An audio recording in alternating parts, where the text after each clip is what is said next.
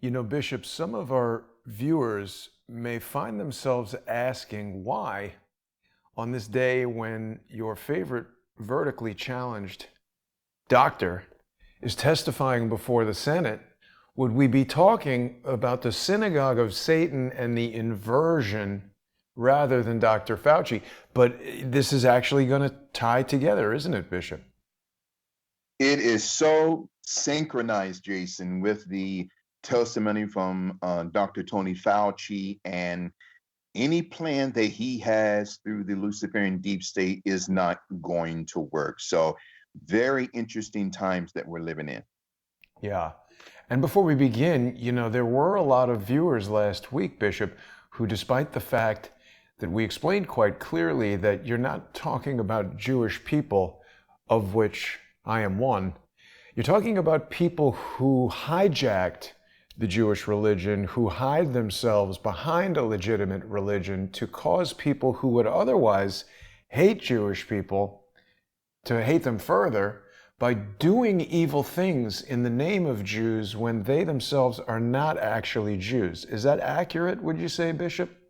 It is absolutely, it is 100% accurate, Jason, because you have those in America today and around the world who are so full of hate toward the Jewish people. I am 100% pro Israel. I believe in the state of Israel according to the eternal word of God. So you have a lot of anti Semitic scholars who are trying to connect the Jewish people to the synagogue of Satan, and that could not be so further far from the truth. So we're going to expose that today in the life of people like Francis Galton, Charles Davenport, Barack Obama, and one Valerie Jarrett.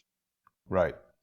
And certainly anyone who has questions or feels they have evidence or facts that contradict anything that the bishop is saying is welcome to join us in the chat.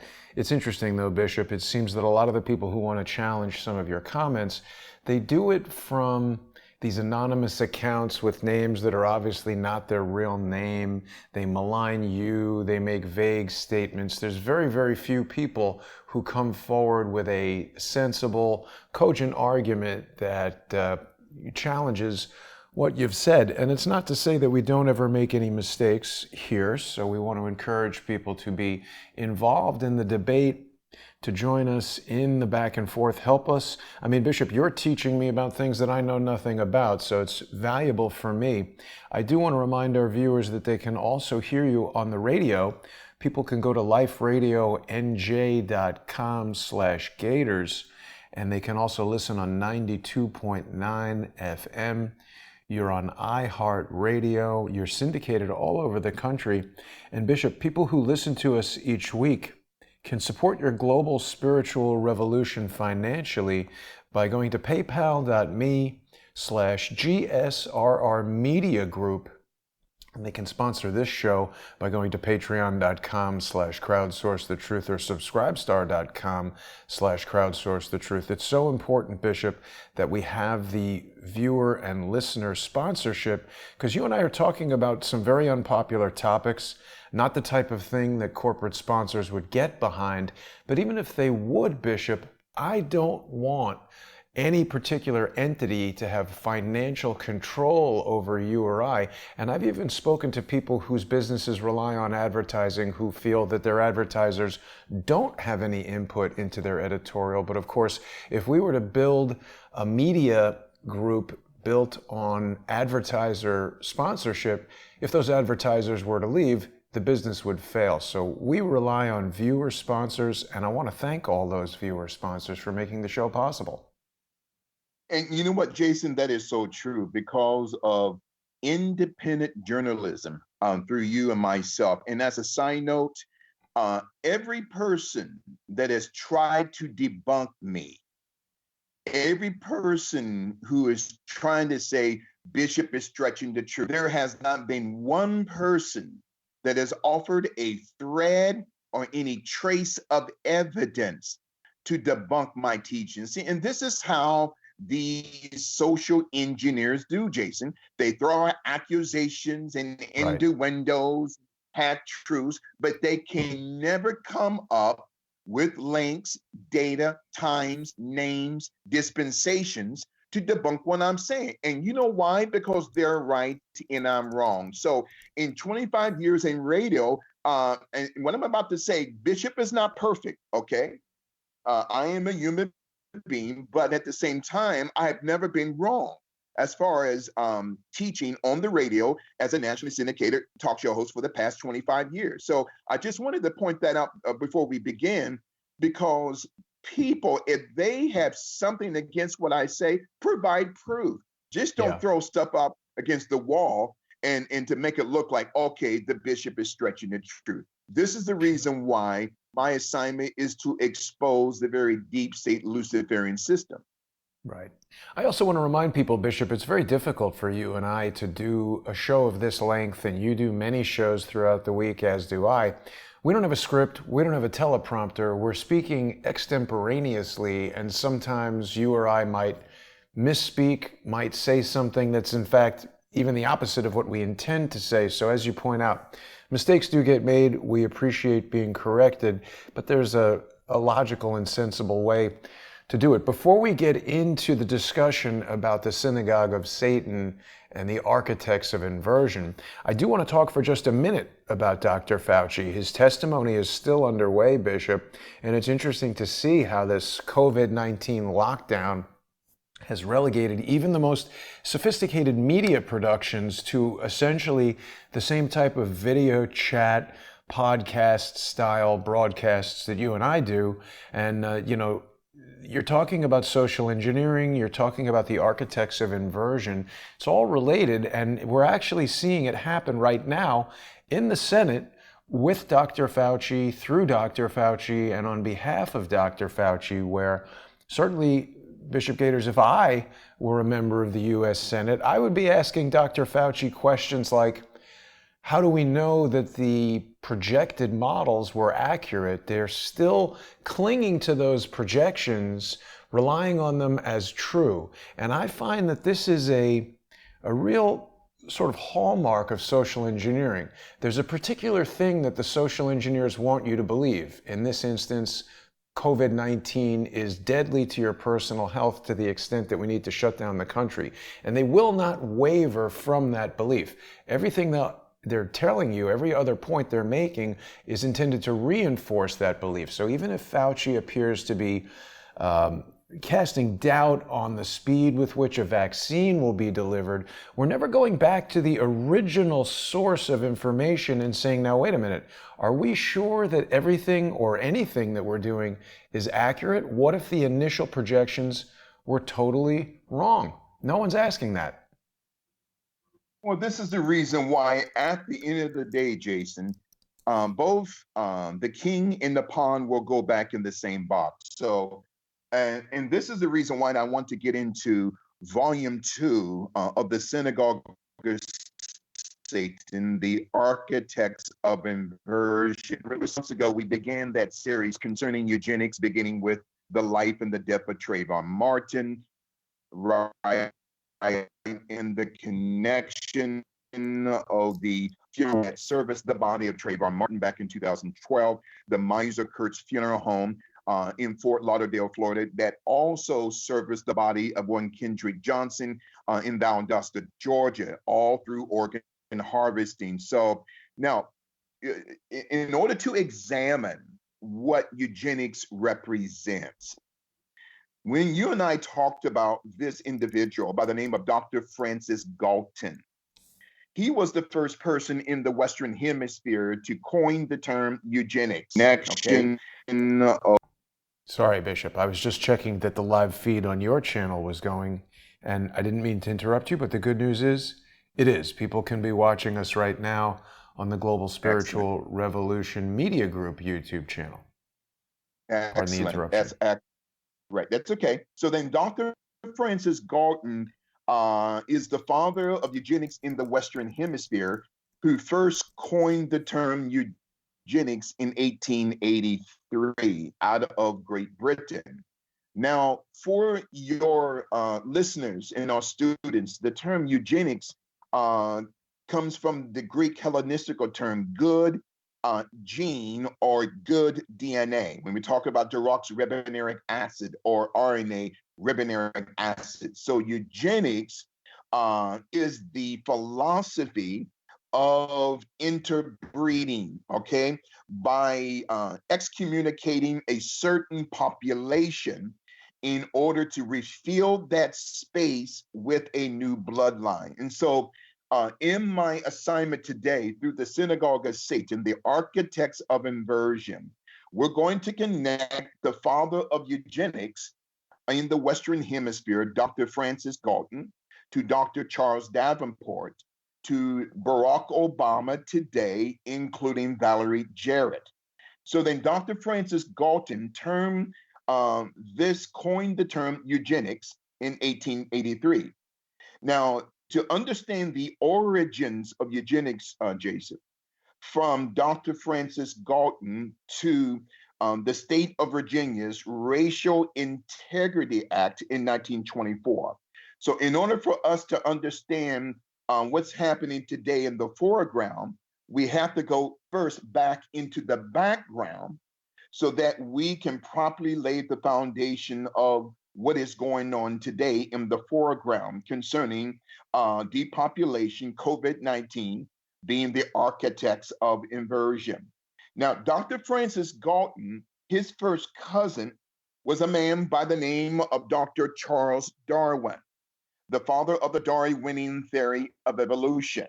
So then Dr. Francis Galton and Dr. Charles Darwin had multiple nervous breakdowns during their college and universities days. Now, mind you, Jason, these men are proponents of both eugenics, okay, in the Darwinian theory of evolution, that we did not come from God, but we came from monkeys and whatnot. That is demonic teaching. That's demonic doctrine. So you have Dr. Francis Galton and his cousin, Dr. Charles Darwin, suffering in their youth during their university days in England from different types of personality disorders, okay? Now, Dr. Galton had suffered from a multiple personality disorder that we call schizophrenia. So the term schizophrenia means a split personality, okay?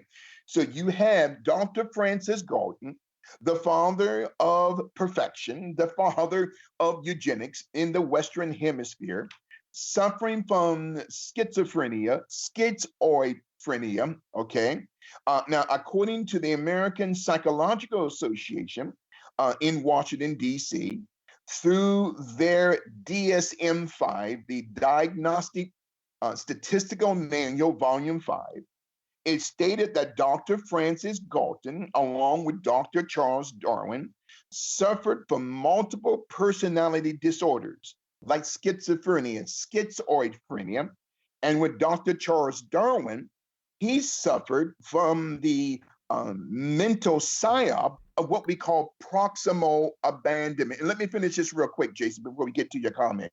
So then the term proximal abandonment that Dr. Charles Darwin suffered from, that is a psychological term, Jason, signifying though his parents were physically in the home, but emotionally they were absent.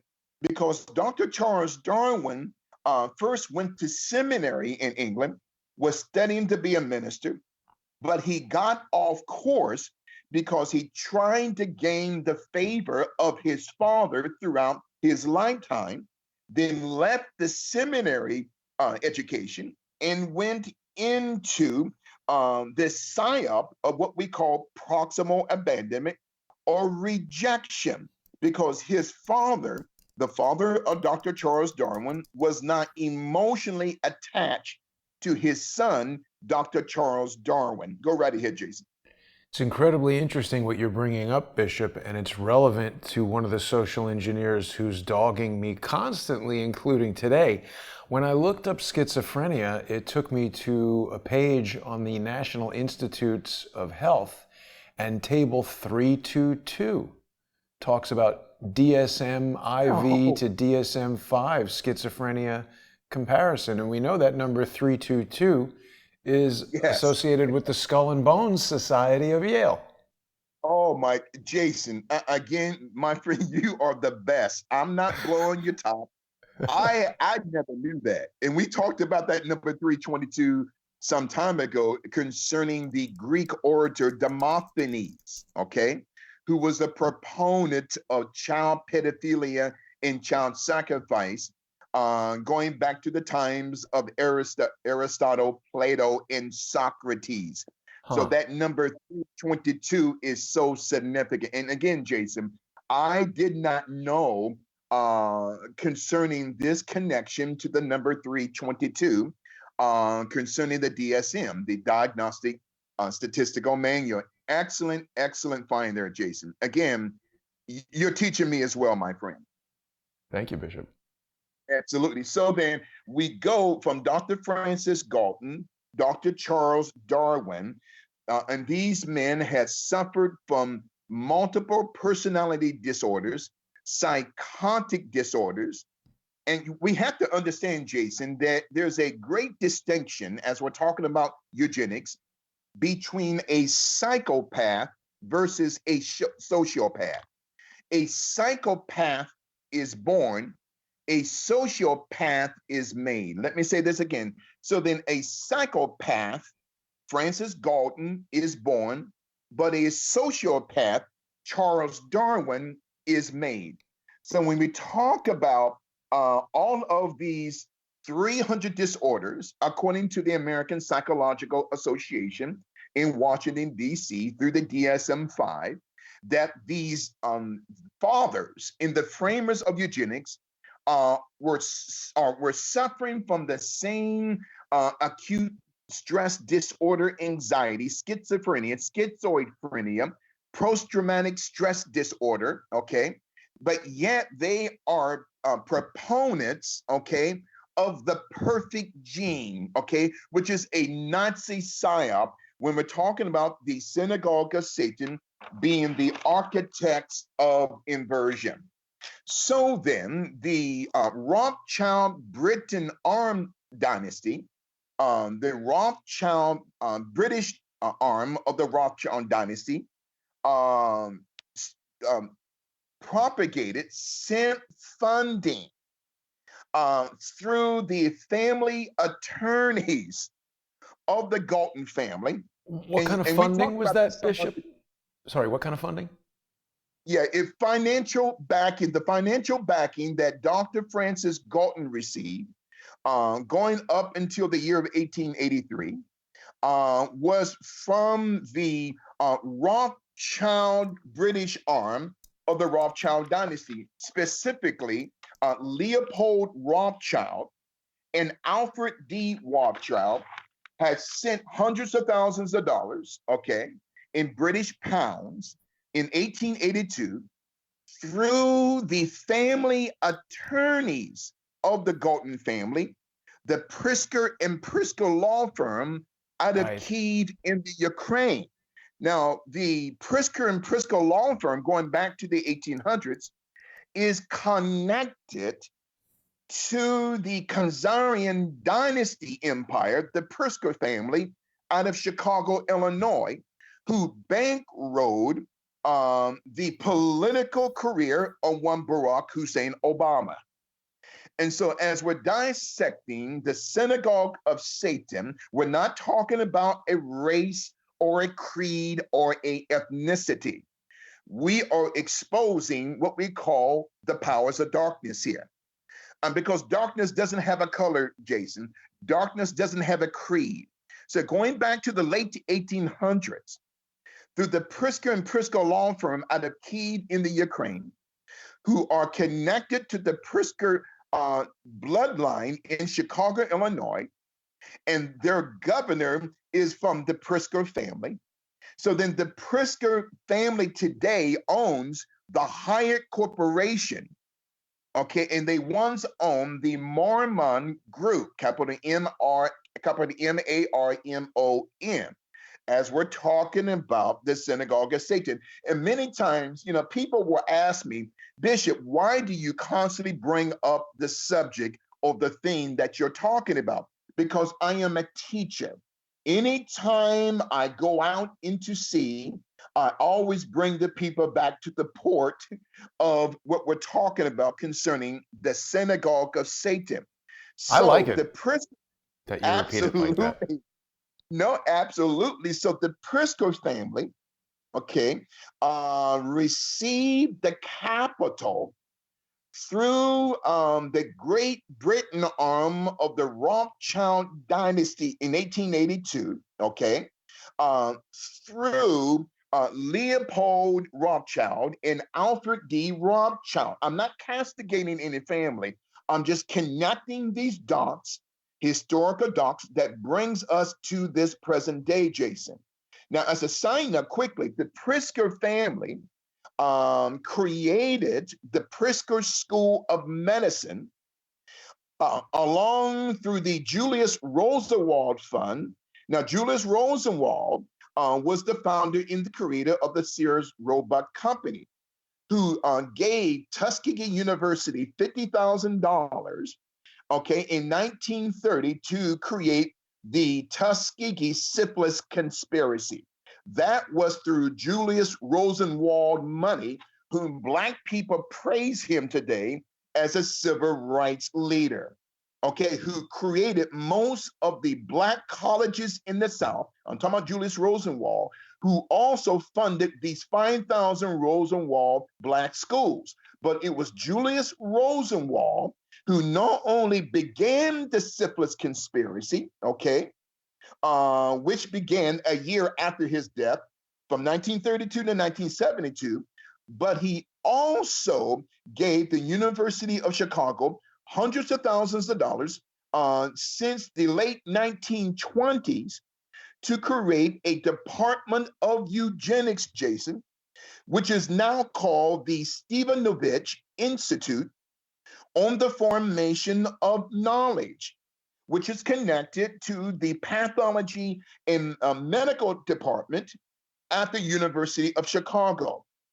Now, I'm going to talk about later on a African American pathologist who was also a Black eugenicist by the name of Dr. James E. Bowman, okay, who passed away some years ago in 2011, as we're exposing the synagogue of Satan being the architects of inversion.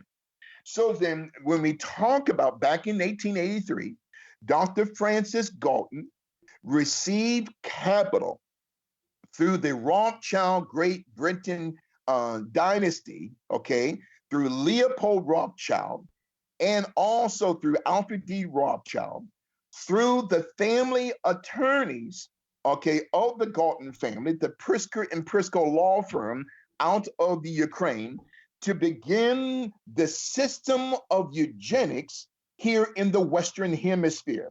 Now, as a side note, Jason, when we talk about eugenics and pathology and African American studies, the Prisker family, through the Julius Rosenwald Fund, okay, has given millions of dollars since the 1920s to the University of Chicago, the same school that Barack Obama taught law in.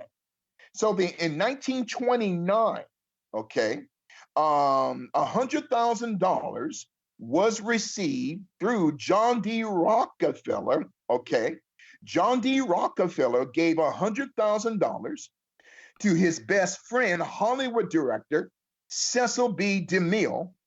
And according to the Market Singer papers here at New York University, and according to the 1932 edition of the Birth Review, Margaret Sanger had an extramarital affair with the Hollywood director Cecil B. DeMille. This is through the mouth of Margaret Sanger, not Bishop Gaiters.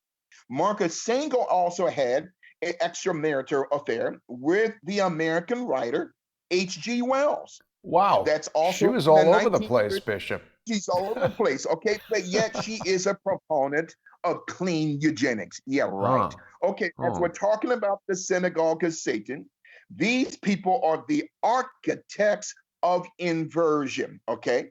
So then, as a quick side note, in 1929, John D. Rockefeller gives $100,000 to Cecil B. DeMille. Cecil B. DeMille gave that check to Margaret Sanger to create the first clinic in Black America in 1929 in Harlem, New York, on the corner of 125th and Lenox. This began the first Black clinic in American history, officially in 1930, because the first clinic, Jason, in American history was 13 years prior to 1929 in 1916 in Brownsville, New York, which back then was mostly Black and a few Jews. Today, Brownsville, New York, is mostly Jewish and a few Blacks. Nothing wrong with that.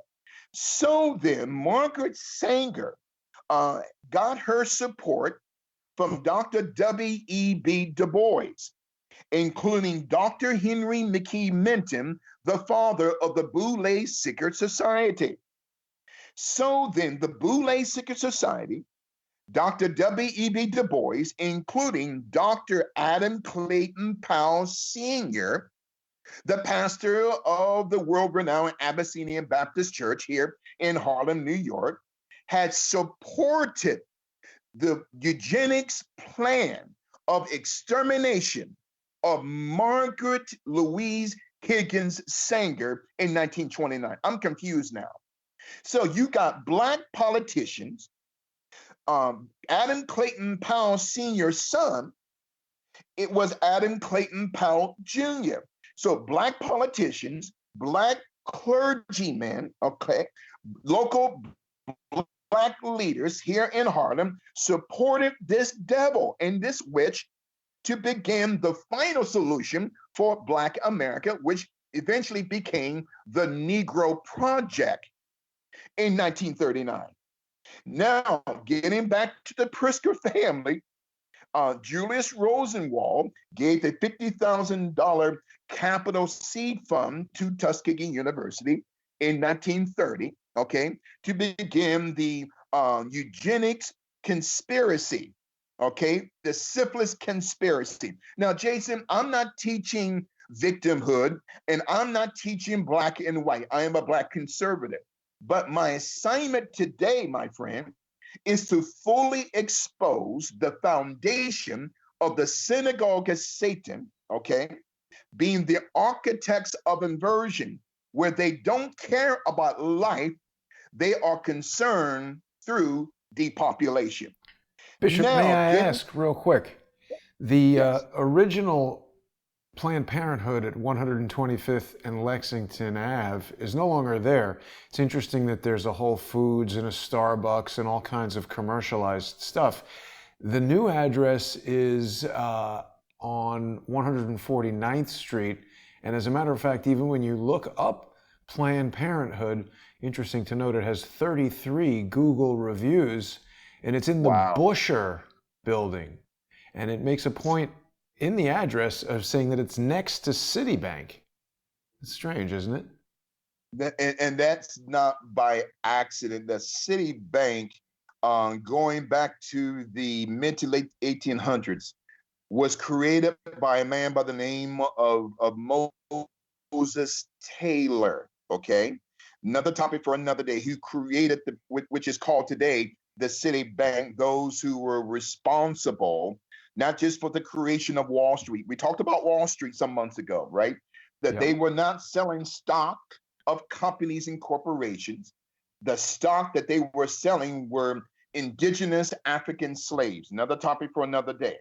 So some of the financial backers of eugenics that created the University of Chicago's the Stepanovich Department of the Formation of Knowledge in Eugenics were the Rockefeller Foundation, okay? Laura Spelman, the wife of John D. Rockefeller, from whence the African-American Female College in Atlanta, Georgia, Spelman College, is named after her, but she was a proponent of eugenics. The wife of John D. Rockefeller, Laura Spelman, gave hundreds of thousands of dollars for the creation of the University of Chicago in the late 1800s. Now, the University of Chicago was created in 1856 through the Rockefeller Foundation, which officially became established in 1913. Other people who were proponents of eugenics was a woman by the name of Carrie Marcus Neiman. Now, we got the Huh. clothing corporation Yeah. Neiman Marcus, Carrie Marcus Neiman, Julius Rosenwald, the Pritzker family, okay, including through the John D. Rockefeller Foundation and his wife Laura Spelman, all contributed to the study into the Department of Eugenics at the University of Chicago, which is the same school that Barack Obama taught law in, including the Regenstein's family, okay, supported the University of Chicago's Department of Eugenics, okay? That's according to the book, The University, the City in the World, okay? That's according to a second document entitled The University in the City, From Medieval Origins to the Present, edited by Thomas Bender, okay? Now, one of the most powerful Jewish writers in the Western Hemisphere, Dr. Walter Roth, in his book, Looking Backward, True Stories from Chicago's Past, page 215, talks about these key players, Rockefeller, Carrie Marcus Neiman, which produced Neiman Marcus today, Julius Rosenwald, the Pritzker family, okay, including the Warburg family, contributed millions of dollars to the creation of multiple Department of Eugenics at the University of Chicago in the late 1800s, early 1900s, okay?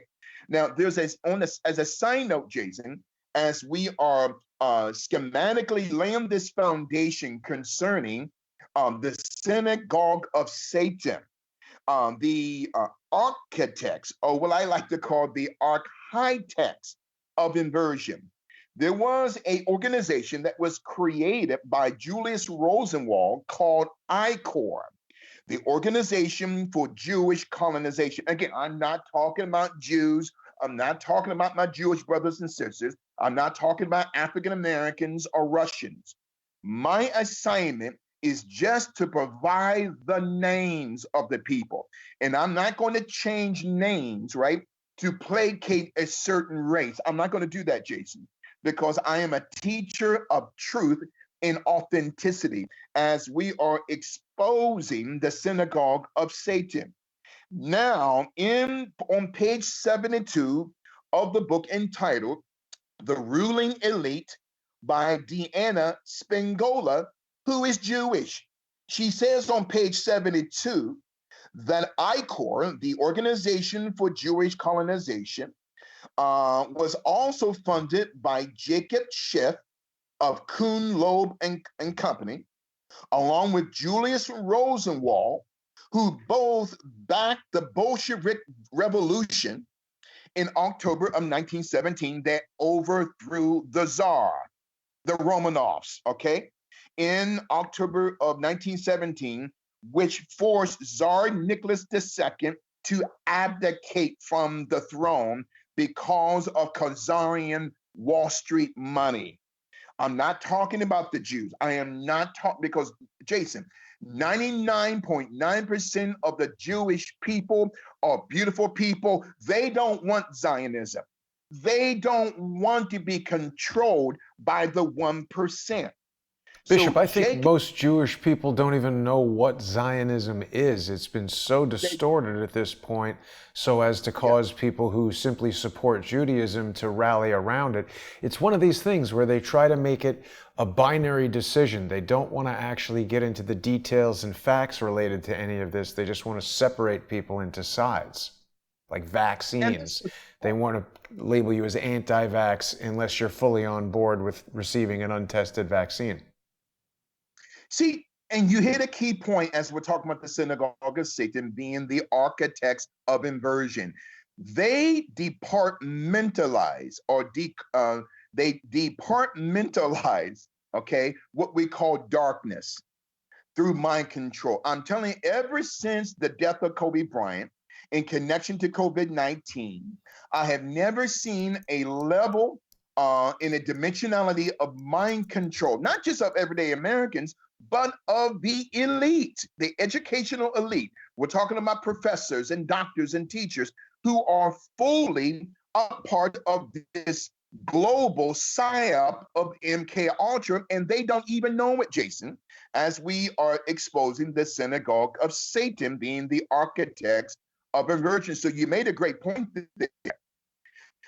But in the University of the City in the World, page 215, the writer, Dr. Deanna Spingola, the ruling elite, okay, on page 72, she talks about Jacob Schiff, and I don't know if he's related to Adam Shifty Schiff, but Jacob Schiff, Loeb and Company, including Julius Rosenwald, who built these 5,000 black schools in the South, backed the Bolshevik Revolution.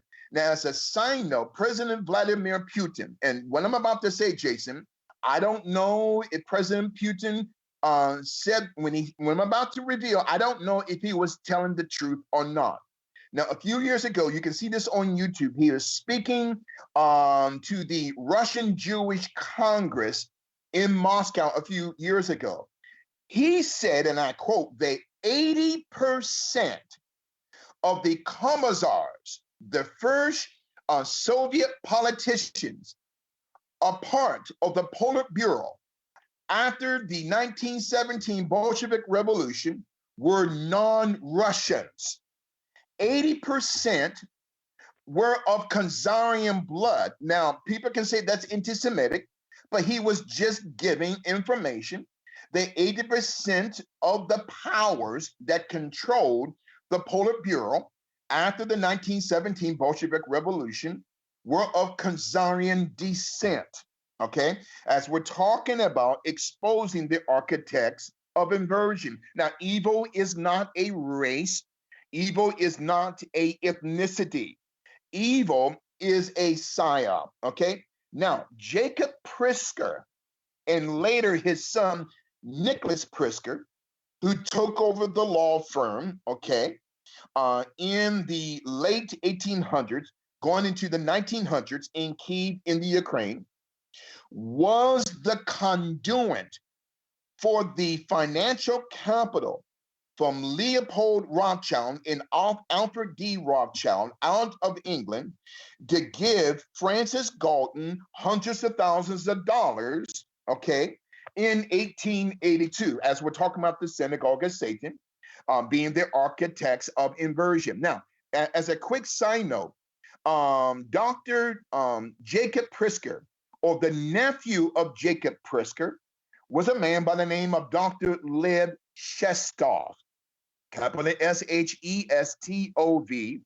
He was a Russian philosopher. Okay, he taught existentialism philosophy.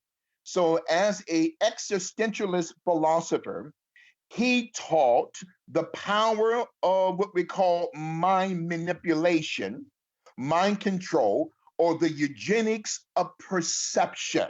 Okay, so he also was a part of the 1917 Bolshevik Revolution. This is the nephew of Jacob Prisker now. So then from 1883 to 1902, eugenics begins to take shape in the Western Hemisphere, okay? Ooh, Now, Bishop, sorry. I got to pause you for a second. This guy Shestov was born Lev Isakovich Schwartzman. Michael Isikoff is a reporter for Yahoo News who has been pivotal in pushing the Russian dossier, and now he was just in the news the other day purporting to expose something. But something I've observed along the lines of this social engineering, Bishop, is that very often people who get very close to these stories and seem like they're exposing things and are reporters or whatever, they're often put there to control the story. Again, this is mind manipulation, behavior modification that Dr. Lev Shestov, the nephew of Jacob Prisker, who was the go-between between the Rothschilds and the Galton family, to give birth to the eugenics conspiracy in 1883. So again, Jason, you have a great eye for detail. You're teaching me as well, my friend, as we're talking about the synagogue of Satan being the architects of inversion. And so then from 1883 to 1902, within the Western Hemisphere, it gives birth to the Galton Laboratory at University College London, England, which was Galton. Now, as a side note, this black pathologist and this black eugenicist, Dr. James E. Bowman, was a student at the Galton Laboratory. You're breaking up a bit, Bishop. In London from 1962. I'm going to bring him. Sorry. Pause for Yes. a second, Bishop. We're Okay, losing can your you hear me signal now? there. Somebody Yes. you said was a student of what? Who are we talking about, Yeah. and what were they a student of? Yes. Dr. James E. Bowman, okay? Yeah. An African American eugenicist and a pathologist, was a student at the Galton Laboratory, University College in London, England. Was also went on to be an assistant professor there. Also, Dr. James E. Bowman is connected to Valerie Jarrett. I'm going to come to that in the next few moments as we're talking about the synagogue of Satan being the architects of inversion. So the Galton Laboratory, man, I'm excited today. I love teaching. The Galton Laboratory, University College in London, England, first produced the ERO, the Eugenics Record Office, that was founded by Dr. Francis Galton in 1904, okay? One of the early proponents, my friend, of eugenics in the Western Hemisphere was a British man by the name of Herbert Henry Asquith, capital Asquith. He was one of the founding fathers and framers of MI6. Let me say this again. So Herbert Henry Asquith, capital Asquith, was one of the founding fathers and of MI6, the military intelligence, which is the Sorry, British Bishop. equivalent, Jason, of the American CIA. Yeah, your signal is breaking up a bit. Could you get closer to your Wi-Fi router, perhaps?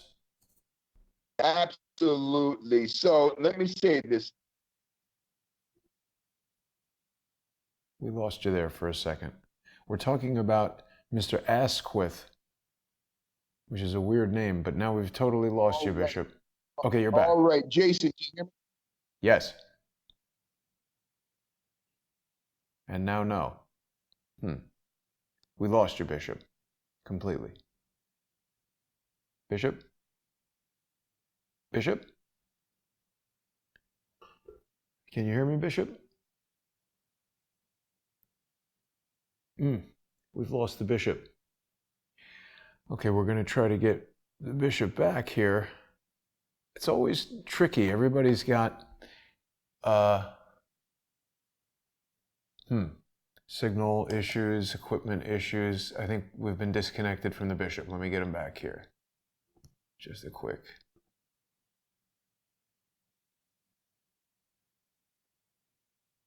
Yeah, I don't know if AI is jamming. We've got Bishop. Okay, wait a minute. Yeah. Okay, are you back? Oh, see, we had you, but then you called me and that disconnected it. Let's just try one more time.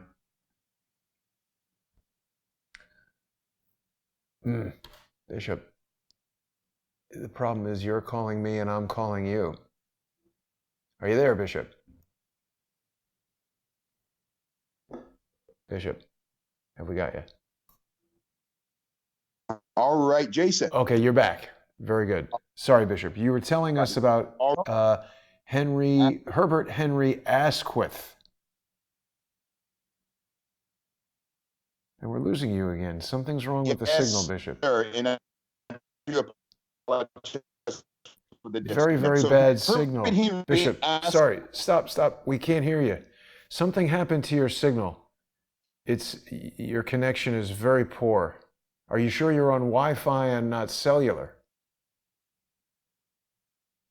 Can you hear me, Bishop?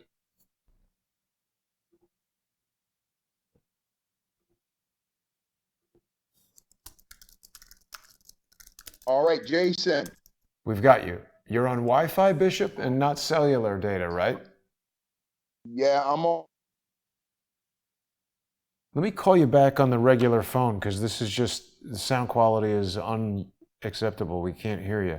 How's that sound? Can you hear me? Absolutely. Okay, Yes, I'll call you sir. right back, Bishop. Stand by. You got it. Okay. We'll just get the Bishop on here real quick.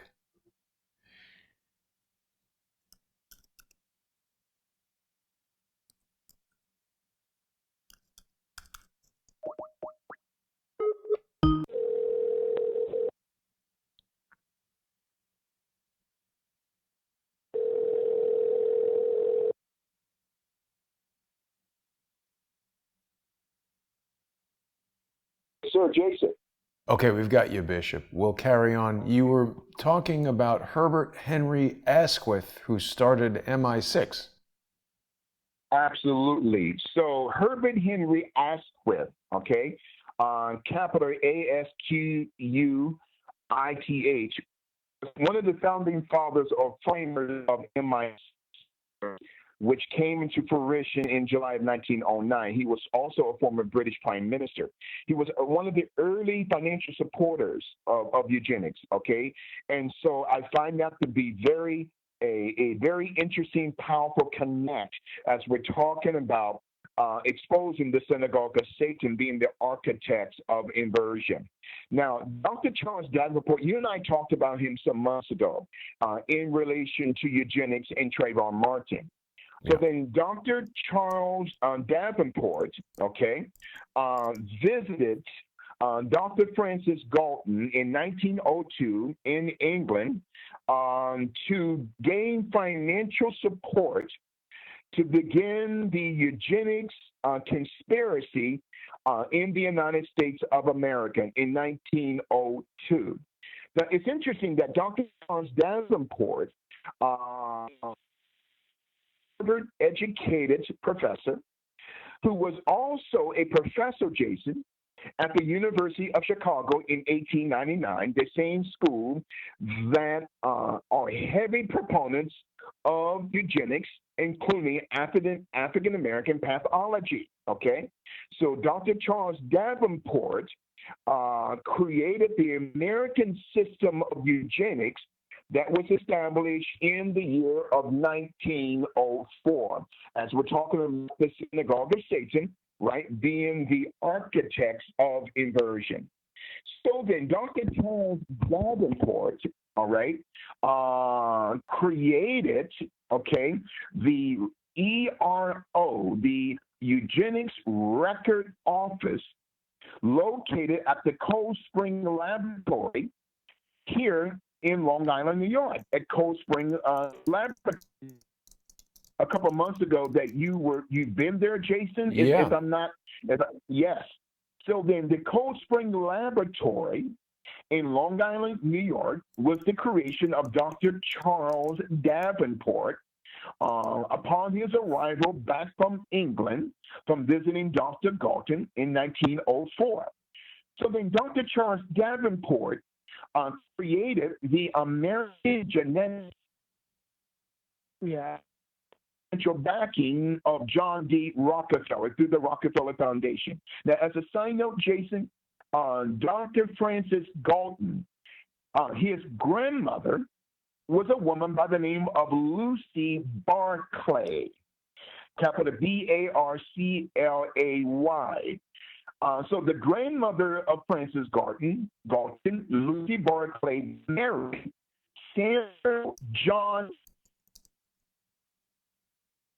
Now, you can examine that in Galton.org,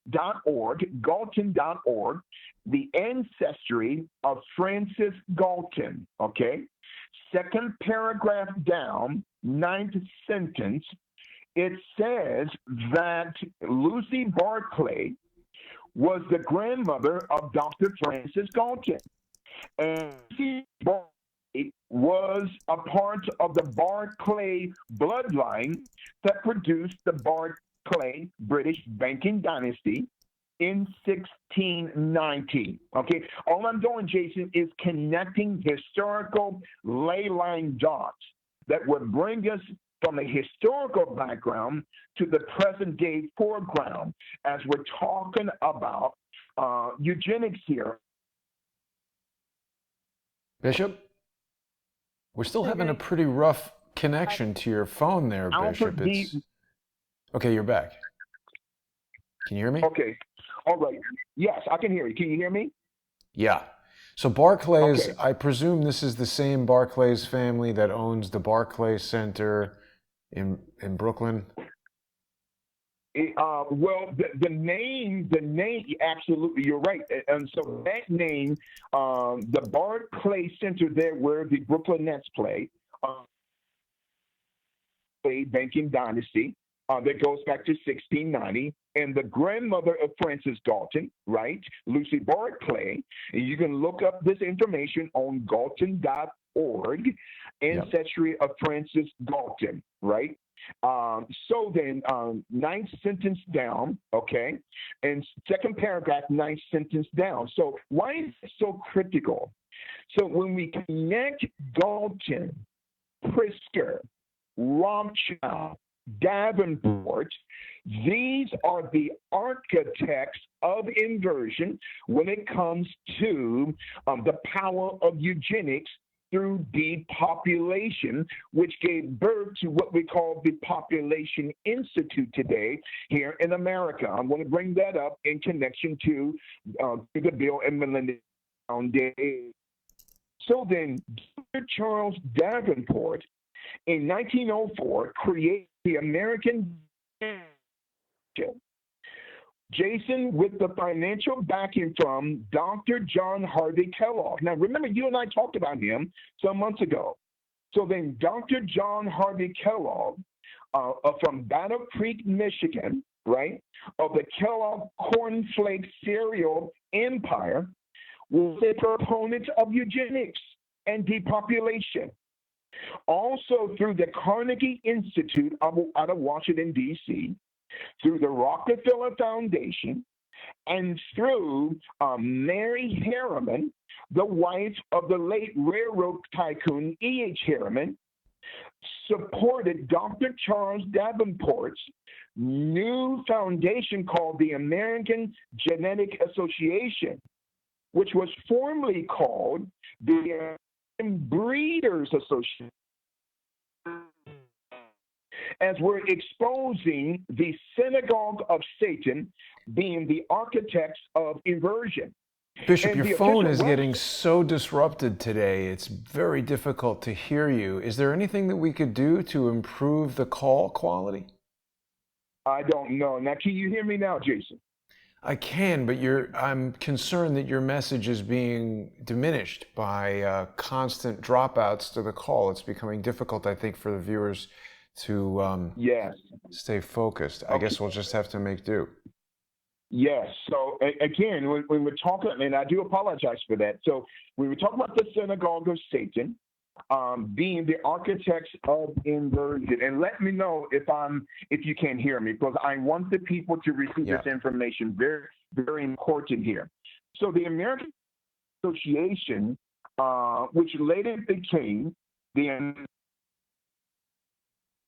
We lost you again, Bishop. Now, we lost you again there. Okay. Bishop, maybe. Well, do you want to call me back? Well, I just don't know that it's going to... I wonder if there's anything that we could do to improve the call quality. Should we... I don't know. Should we... Okay, let's go...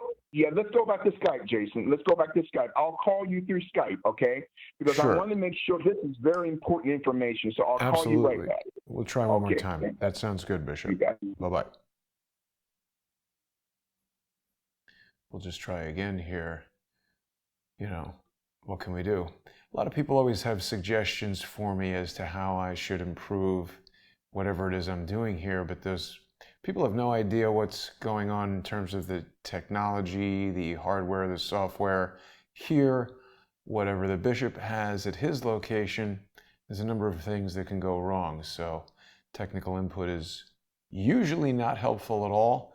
We've also got Nuna Yabiz, who is putting a bunch of crap into the comments. I encourage Nuna to email me a phone number.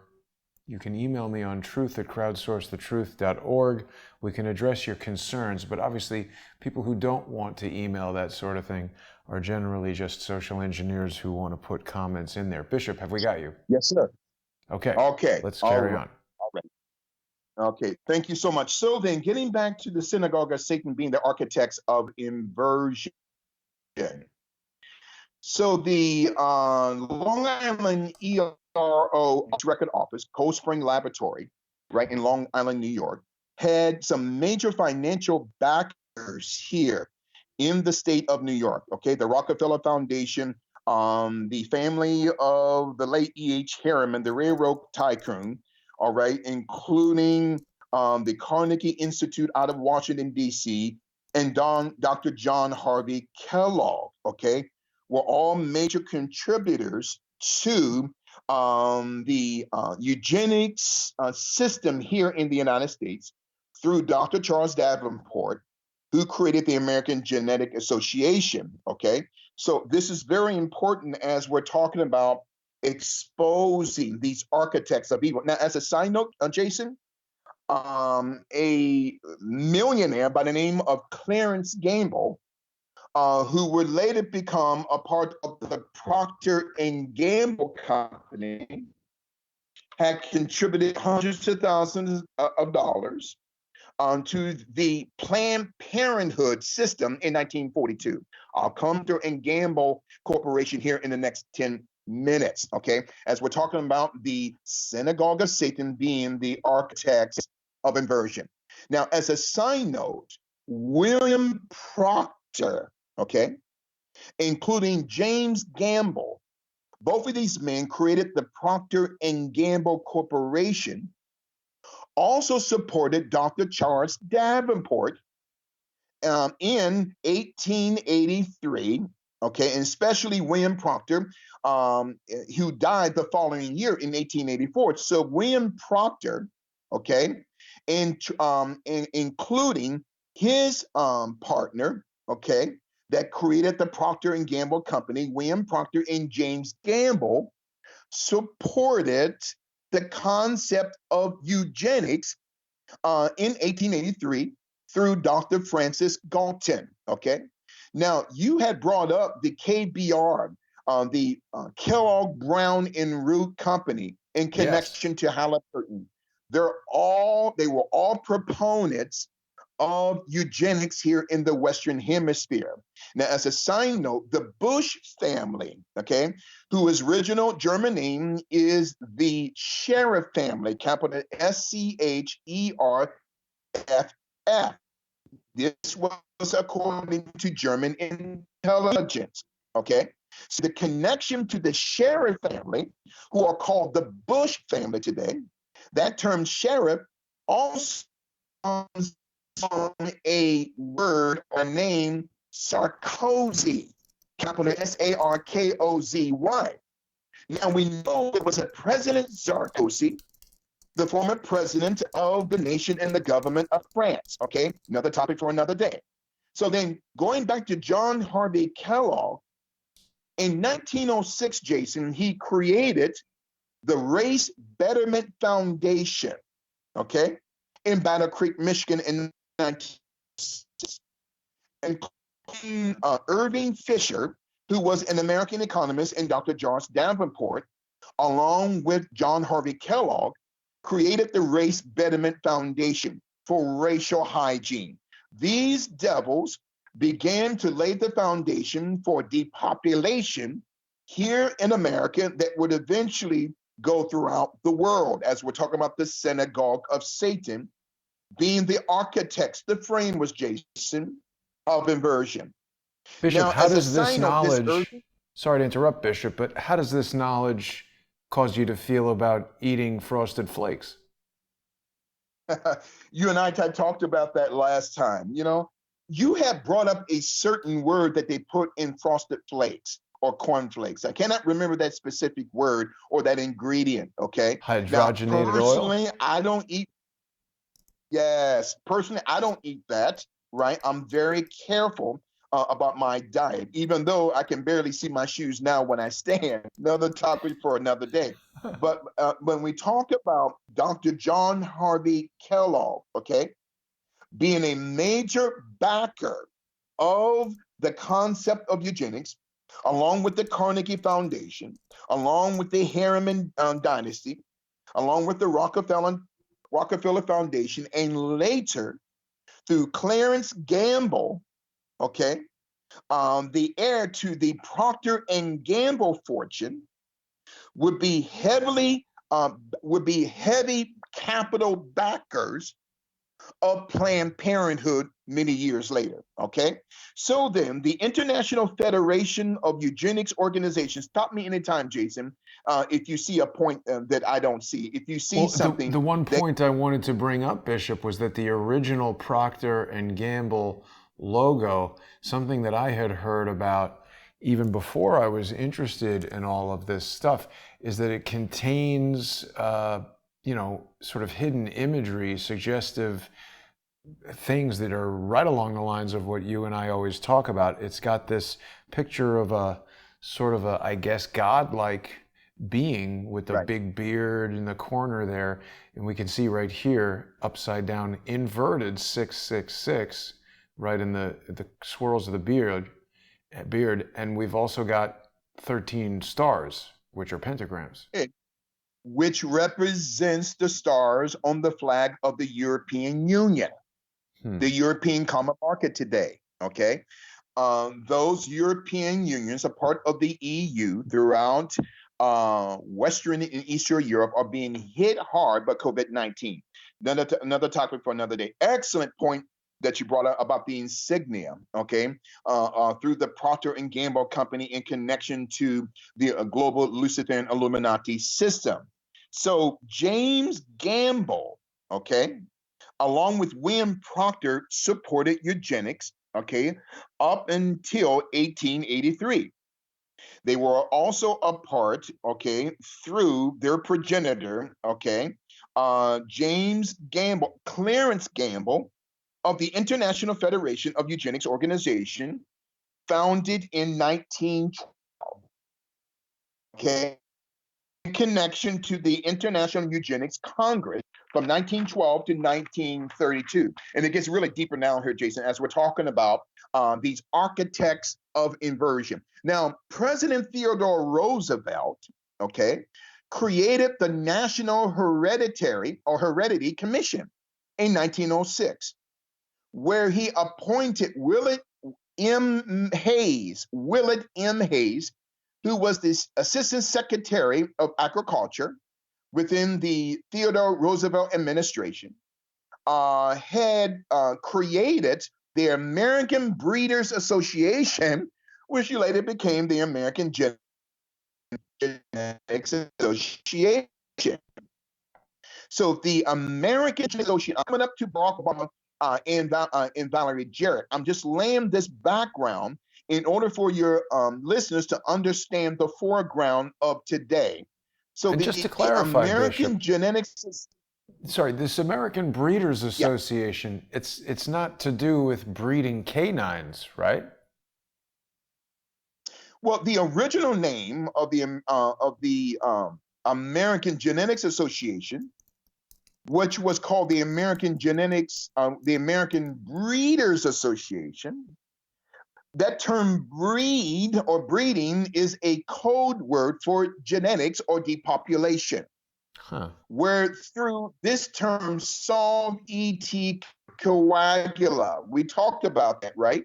That term, solve et coagula or coagulation, that's on both of the arms of the Baphomet system. That's also on the arm of the writer J.K. Rowling, right? Oh, right. Yes. That is connected to breeding or depopulation to dissolve a certain populace or population, which we're going to connect to today of HR 6666. So then the American Breeders Association, going back to 1903, had eventually changed its name to the American Genetics Association to hide the fact that they were proponents of depopulation through eugenics. Okay.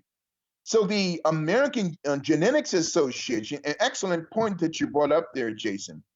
Dr. Max Planck, we talked about him a few months ago, capital Planck, was a Nazi scientist, okay, who had helped create the Kaiser Wilhelm Institute and the Kaiser Wilhelm Society in Germany, okay, going back to 1911, okay, predating the advent of World War II. So the family, the House of Kaiser Wilhelm, who is the first cousin of the Romanovs, Tsar Nicholas II in Russia, who are also related to the bloodline of Saxe-Coburg-Gotha, who are the House of Windsor today. So the Kaiser Wilhelm bloodline is connected to the Romanov dynasty, Tsar Nicholas II, and who are connected to the bloodline of the House of Windsor today, Saxe-Coburg-Gotha. The House of Windsor are not British, they are of Germanic blood. As we're exposing the synagogue of Satan being the architects of inversion. Bishop, Now, let me as a share side something note- with you as you're talking about Kaiser Wilhelm, because just last week Yes, sir. we had the really accomplished author Diana West on the show, and she was telling us that current New York City Mayor Bill de Blasio was born Warren Wilhelm Jr. and changed his name. Really? Yeah. I didn't know that. Wow. Excellent. See, this is the reason why the deep state doesn't want the people to hear this today, Jason. Right. I didn't know that. You are touching some powerful nerves in me. That I did not know. I thank God for you, Jason. You're the best. As we're talking about the synagogue of Satan being the architects of inversion. Okay. So the Kaiser Wilhelm Institute, proponents of Germanic eugenics, in that dynasty of Kaiser Wilhelm, are connected to the Romanov dynasty, connected to the House of Saxe-Coburg-Gotha, who are the bloodline today that we call the House of Windsor. Okay, all interconnected. And that's why many of these dynastic houses going back hundreds and thousands of years through the bloodline of the Kaiser Wilhelm dynastic kingdom to the Romanov bloodline, to the Saxe-Coburg-Gotha bloodline, their children and grandchildren and great-grandchildren are suffering from all types of blood disorders and diseases because they have all intermarried into the same bloodline. Brothers marrying sisters, sisters marrying uncles, uncles marrying aunts. As we're talking about the synagogue of Satan being the architects of inversion. Now, Bishop, along the lines of what we're saying about Bill de Remember Blasio. Dr. Joseph Sorry, Bishop. We got a little crossed there. Your phone cut out. Along the lines of just talking about Kaiser Wilhelm and the Wilhelm family and Bill de Blasio, I think it's interesting to note while we're talking about all these people who are so fixated on racism and eugenics, Bill de Blasio is married to a black woman. Do you think that that has any significance in the context of him as Warren Wilhelm Jr.? It's interesting, isn't it? Now, remember Princess Diana? Yeah, do you hear me now, Jason? Yes, yes. An interesting point concerning the wife of our mayor, okay? Now, right before the death of Princess Diana, okay? Now, rumor has it, I don't go by rumors, I go by fact, that rumor has it that Princess Diana was pregnated, okay, by an Egyptian, okay? A billion. Dodi Getting the Al-Fayed. question concerning the yes, yes, whose father believes MI6 took out Princess Diana. That's another topic for. But getting back to your question, that could be a connection. It is not by accident. He's married to an African, and his wife is trying of the NYPD. We're totally losing you here, Bishop. I'm sorry. What is Mayor de Blasio's wife trying to do with the NYPD? Bishop, we have you there? We've lost the bishop again, it seems. Okay, Jason, do you hear me now? Yeah, now you're back. Okay, Jason, do you hear me now? Yes. Okay.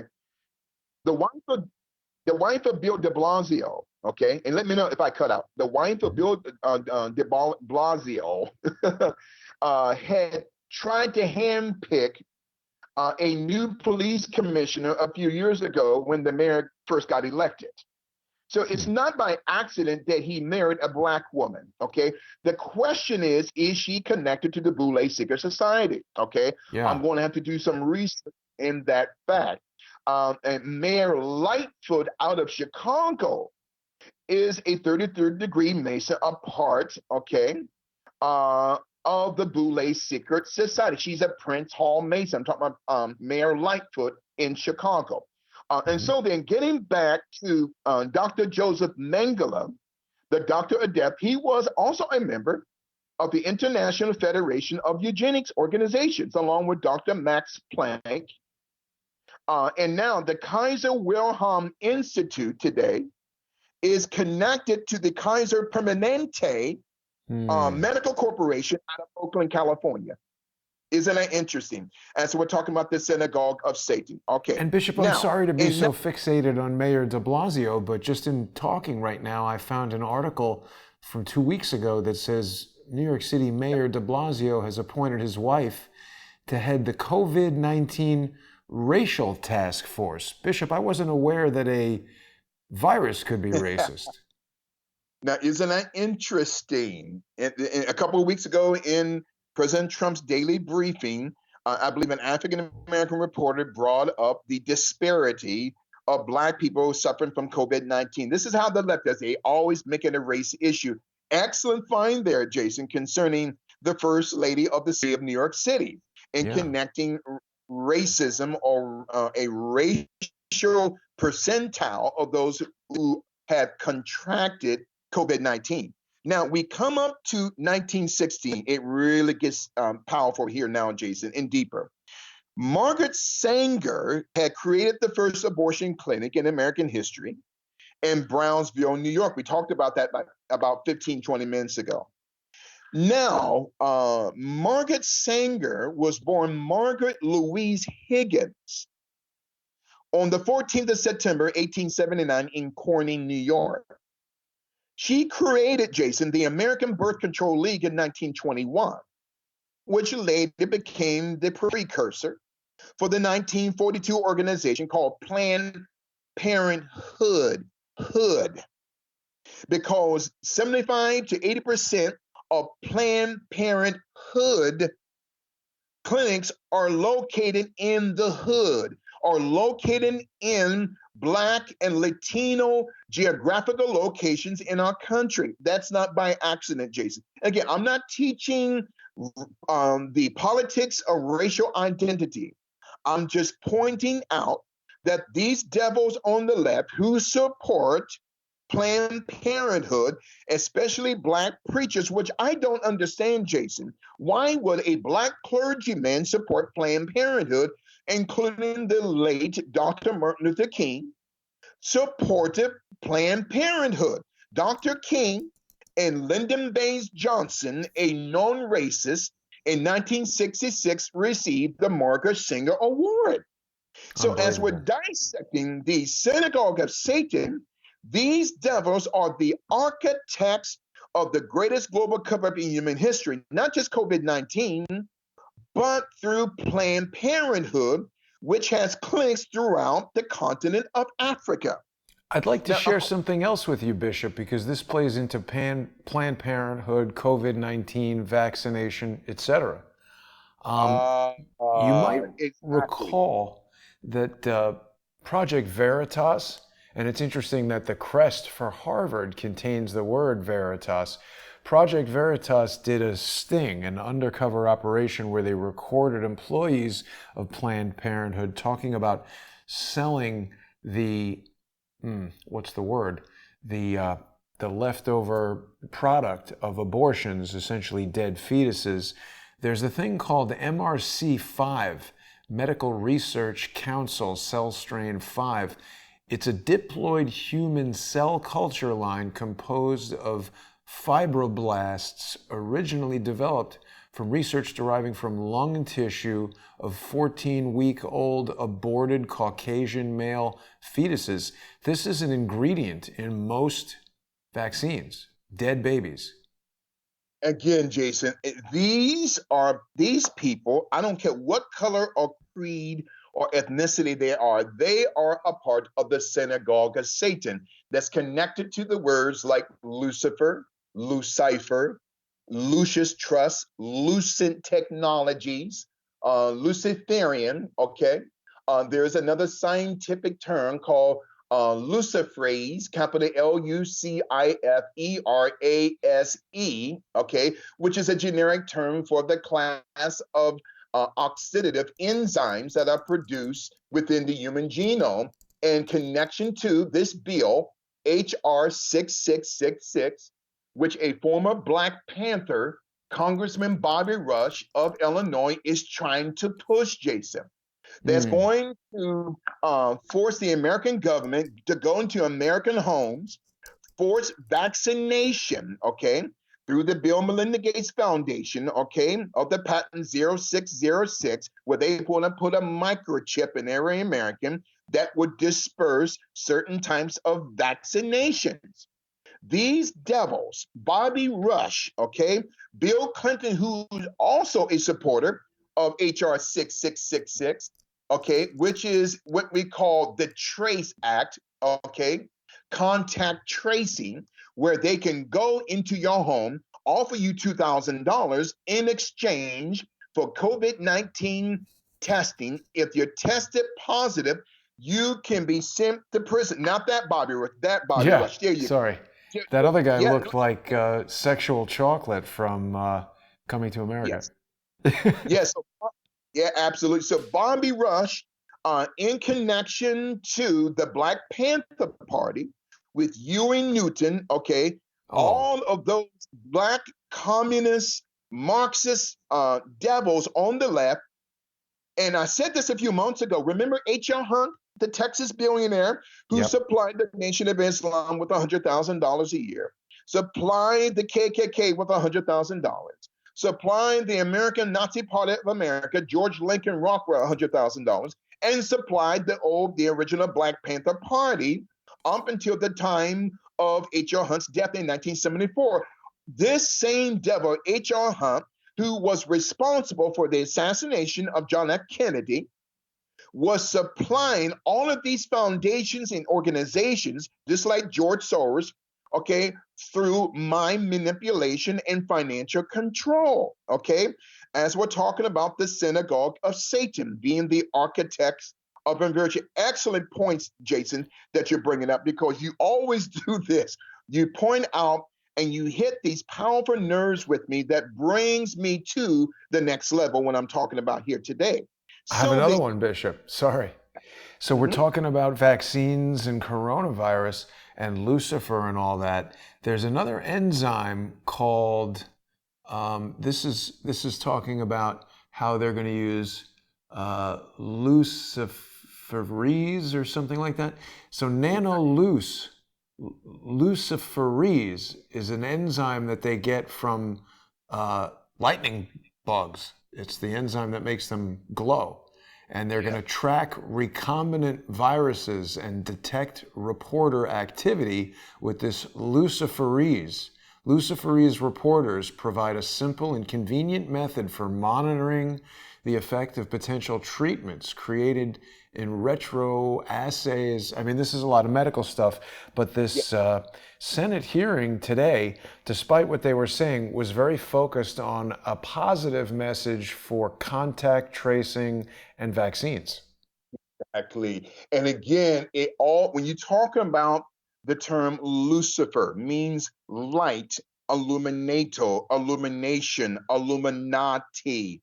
And again, as a side note, we talked about these terms lucent, okay, Lucifer, Lucius Trust, Lucifer's Trust, Luciferus, okay, or Luciferes in connection to enzymes and proteins.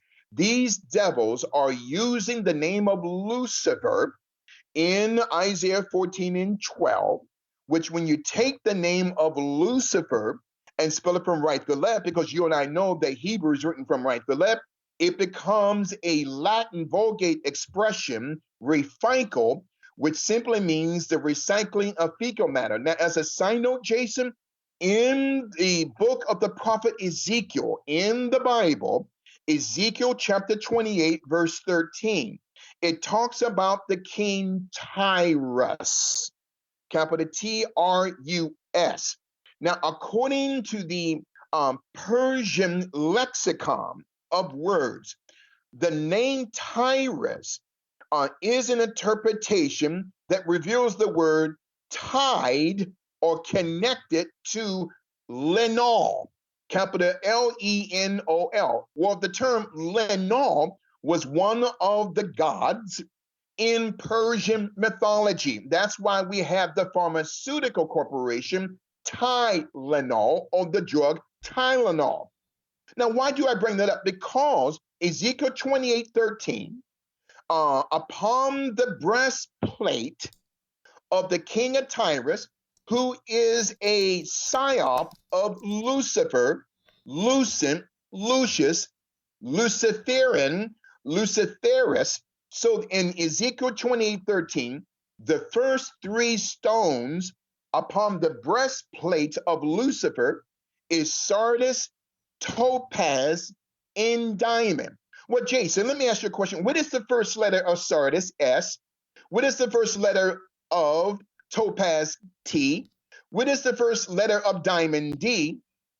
So when I say STD, what comes to your mind? Sexually transmitted diseases. Now, people are going to say, well, Bishop, you're stretching. No, you have to allow the mind of God to speak to you concerning the nature, the DNA, the RNA, and the character of Lucifer, sardis S, topaz T, diamond D, STD, in connection to HR 6666, in connection to Lucent, Lucius, Lucifer's Trust, and Luciferian or Luciferus in connection to the synagogue of Satan.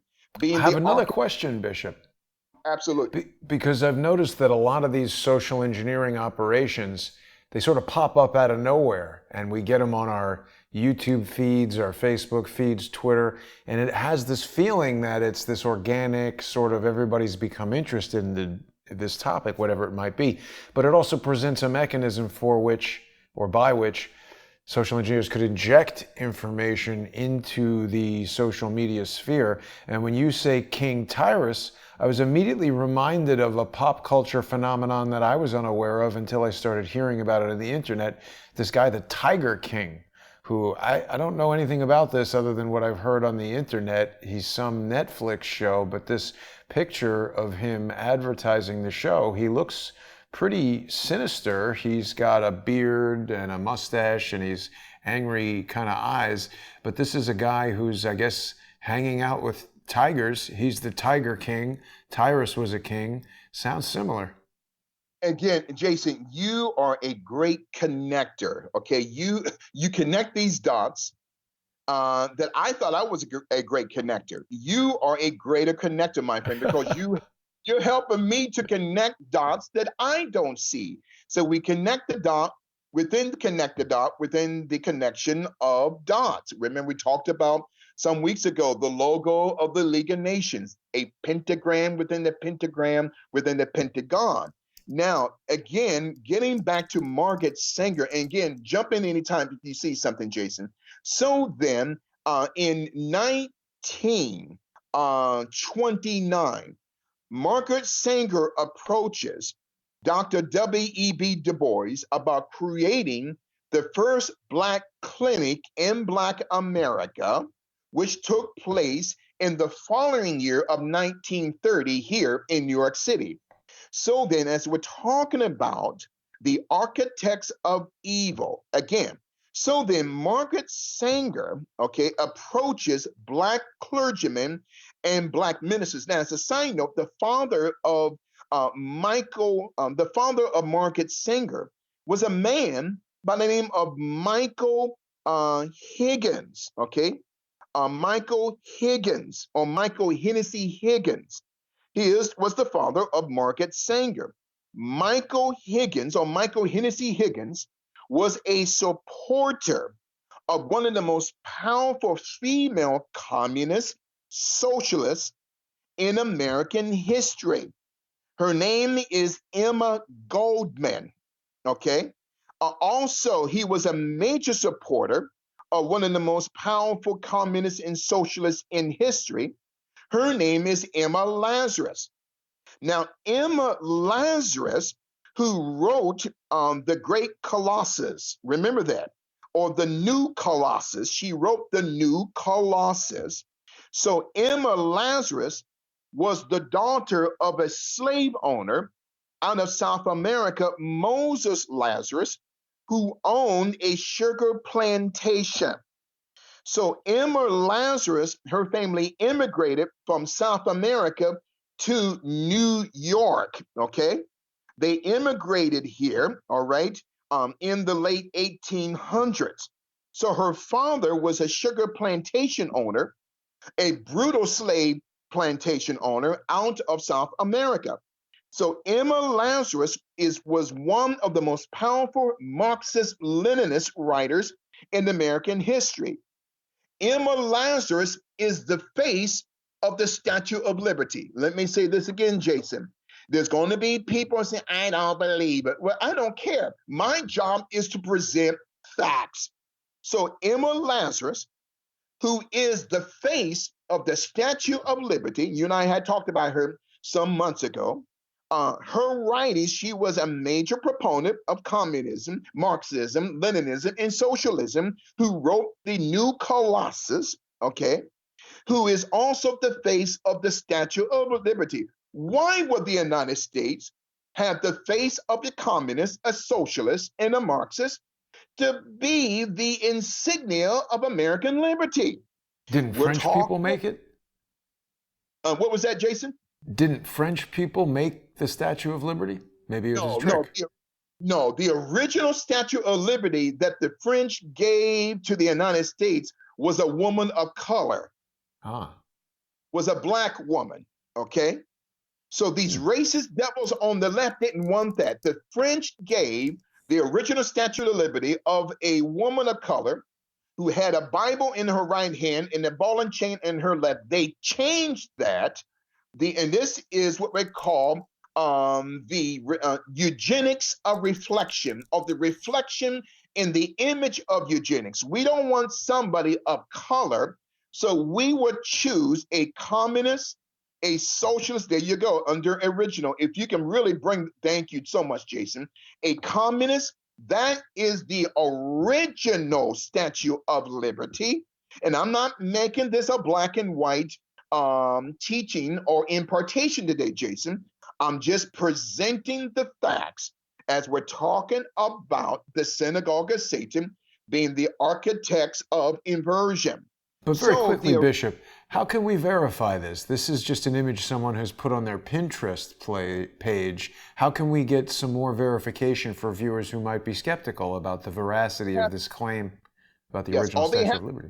Absolutely. All they have to do on Google Images, type in the original Statue of Liberty / a Black woman, or the original Statue of Liberty, a woman of color, and it will give multiple links, okay, which I don't have time to go into today, Sure, but no problem. maybe one day we can get into that. It gives multiple links, dates, times, countries, and those that had built the original Statue of Liberty was a woman of color that the French government gave as a gift to the United States.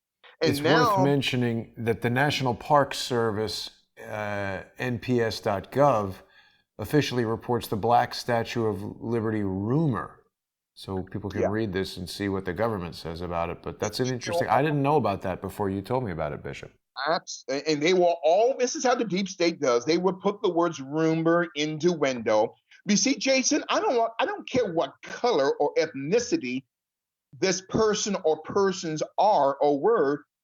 It's got to be the truth. What is the truth as we're talking Yeah. about the synagogue of Satan, right? And so Emma Lazarus is the face of the Statue of Liberty. Her father, Moses Lazarus, okay, who was excommunicated out of South America, okay, because of a revolt between many of those within the Spanish government. And this goes back into the years of what, the decades of the 1400s. You talk about the Spanish Inquisition, Queen Isabella, and Christopher Columbus, who was of Khazarian blood. He never landed, and this is a side note, Christopher Columbus was a devil. He never landed on American soil. He raped Black women, raped Indian women, and would roast children as a shish kebab. I'm talking about Christopher, who people praise as a great leader. Okay? Did he eat the children? Why was he Yes, roasting children? yes, Wow. absolutely. They practice spirit cooking. Okay? Ew. Those that came out of the Spanish Inquisition, they excommunicated Jews, okay, our Jewish brothers and sisters, Queen Isabella did, in the system, the armies, the military-industrial complex of Spain, led by Christopher Columbus, were practitioners of spirit cooking, okay? So I tell people, look it up, do your own research, because this is so very important. As a quick side note, not only was Christopher Columbus a brutal slave owner, so was a man by the name of Amerigo Vespucci, Oh, yeah. whom the name America is named after. Again, I'm not teaching victimhood or placism or racism here, as we're talking about the greatest global cover-up in human history. And the young teenage protege of Emma Lazarus was a woman by the name of Emma Goldman, okay, who was financially supported by Tammany Hall here in New York City, which is the left-wing Democratic power structure, okay, which is still controlling liberal politics to this day, even though the official Tammany Hall has closed down. But the psyop in the structure of left-wing politics through Tammany Hall is still continuing. Now to Valerie Jarrett. Jason, what I'm about to say, this is powerful here. So then Valerie Jarrett, according to Judicial Watch, they wrote a powerful 2015 op-ed where they revealed the communist family ties of one Valerie June Jarrett. So then the communist family tree of Valerie Bishop, I'm sorry to interrupt, because I know you're on an important point, but Tammany Hall, I thought, was in London, but it turns out the Society of St. Tammany is on 16th Street, right next to Union Square Park. It's the New York Film Academy building, and there's a lot of weird stuff connected to that. The New York Film Academy is giving out visas. When you go to their website, this was a story I was on quite a while ago, they're seemingly more interested in giving out visas to foreign students than actually teaching anybody anything about film. Some associates of mine have done projects at this New York Film Academy, and I've been in there, and as a film school, it's an absolute piece of crap. So what is going on at this Society of the St. Tammany? Well, St. Tammany is connected going back as early as the early 1900s through the Fabian Society. And remember, as a side note, Israel Cohen, right? And type in, anyone of your listeners can type in Israel Cohen, a racial plan for the 20th century, a racial plan for the 20th century. Okay, he talks about through the global Luciferian deep state, because Israel Cohen was a part of the St. Tammany Institute in London, England, okay, which was called Tammany Hall here in New York City. So Israel Cohen's a racial program for the 20th century, a racial program for the 20th century through Israel Cohen. He talks about the plan of the Luciferian deep state synagogue of Satan, being with members of all colors. Their plan for the next 100 years were to divide race, black versus white versus black. There you go. And that they were used, Jason, the civil rights movement. Let me say this again. The civil rights movement in that manifesto through Israel Cohen, who was a part of the Fabian Society, which gave birth to the St. Tammany Institute in London, which gave birth to the American Tammany Hall here in New York City, which is now shut down. Now, Bishop, we've got someone in the comments who I believe is somebody that I know. We've got Ethan Shore telling us that this article is an anti-Semitic hoax and the racial program of the 21st century has been debunked. But you're talking about the racial program of the 20th century. Yes, the racial program for the 20th century. And this racial program for the 20th century we've had proponents, and I'm not talking about your listener here, what I'm about to say. But again, Jason, to understand the psyop, okay, the existentialism, philosophical psyop, which was taught by the nephew of Nicholas Pritzker, Dr. Lev Shestov, okay, going back to 1917. They are practitioners of mind control and mind manipulation. Because in that manifesto, a racial program for the 20th century, it's happening now, Jason. You got those who are cashing checks at the top because they're dividing black versus white versus black, and religion versus religion, while these devils at the top are cashing checks. Right. And I mean, it causes me to wonder, Bishop, if the racial program for the 20th century is not similar to a racial program for coronavirus. Oh my God. You are, again, Jason, you hit a powerful nerve. You are a great teacher as well as a great host, my friend. Again, racial identity politics connected to the coronavirus, okay, connected to the Fabian Society, and a racial program for the 20th century where the deep state would use Hollywood to project the trajectory that white people started the KKK.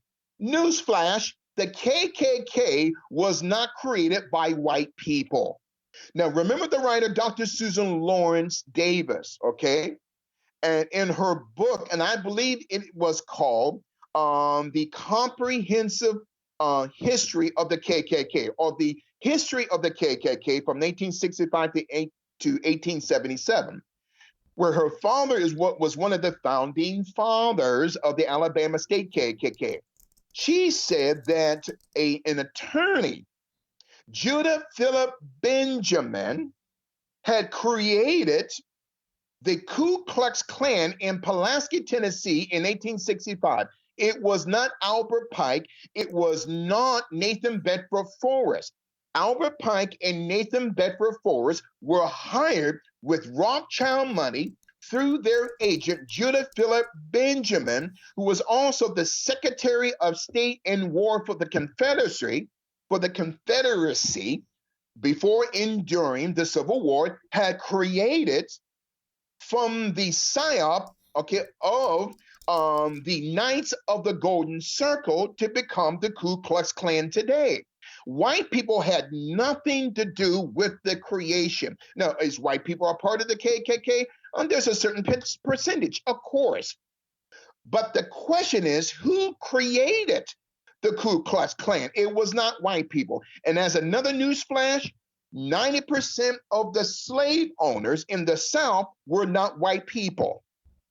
Okay, and I will leave that alone to bring that up at a later date. Now, getting back, and I got to say this, Jason, because the authentic history of the KKK from 1865 to 1877, most of your Black organizations were never created nor founded by Black people.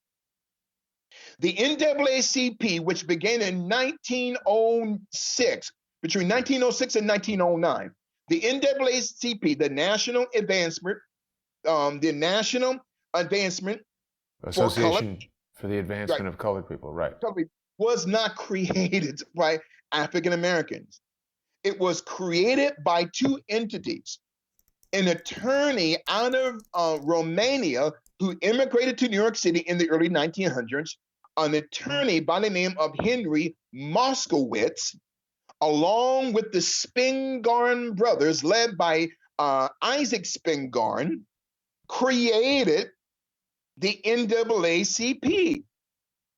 It was not Black people that created the NAACP. It was not Black people who created CORE, the Congress of Racial Equality. It was not Black people who created the Urban League or SNCC, the Student Nonviolent Coordinating Committee. Most Black organizations, okay, they have, and no pun intended, they had Black faces, no pun intended. You see Black people in the public eye, but the power, the financial power, and the social power are controlled by people that don't look like us. And again, I'm not teaching race, my friend. I'm teaching the synagogue of Satan, being the architects of inversion. You know, and the NAACP webpage talks about W.E.B. Du Bois, who I think you told me this guy started the Boule, right? He founded Crisis magazine in 1910. Dr. W.E.B. Du Bois did not create the NAACP. Now, he is one of the 9 fathers of the Black Boule Secret Society, which Dr. Henry McKee Minton in Philadelphia, Pennsylvania, created that Black Skulls and Bones with Rockefeller money, May 15, 1904. But Dr. W.E.B. Du Bois did not create the NAACP. No. It's saying on their webpage that he created a magazine called The Crisis. That's true. Yeah. That's true. He created the magazine called The Crisis.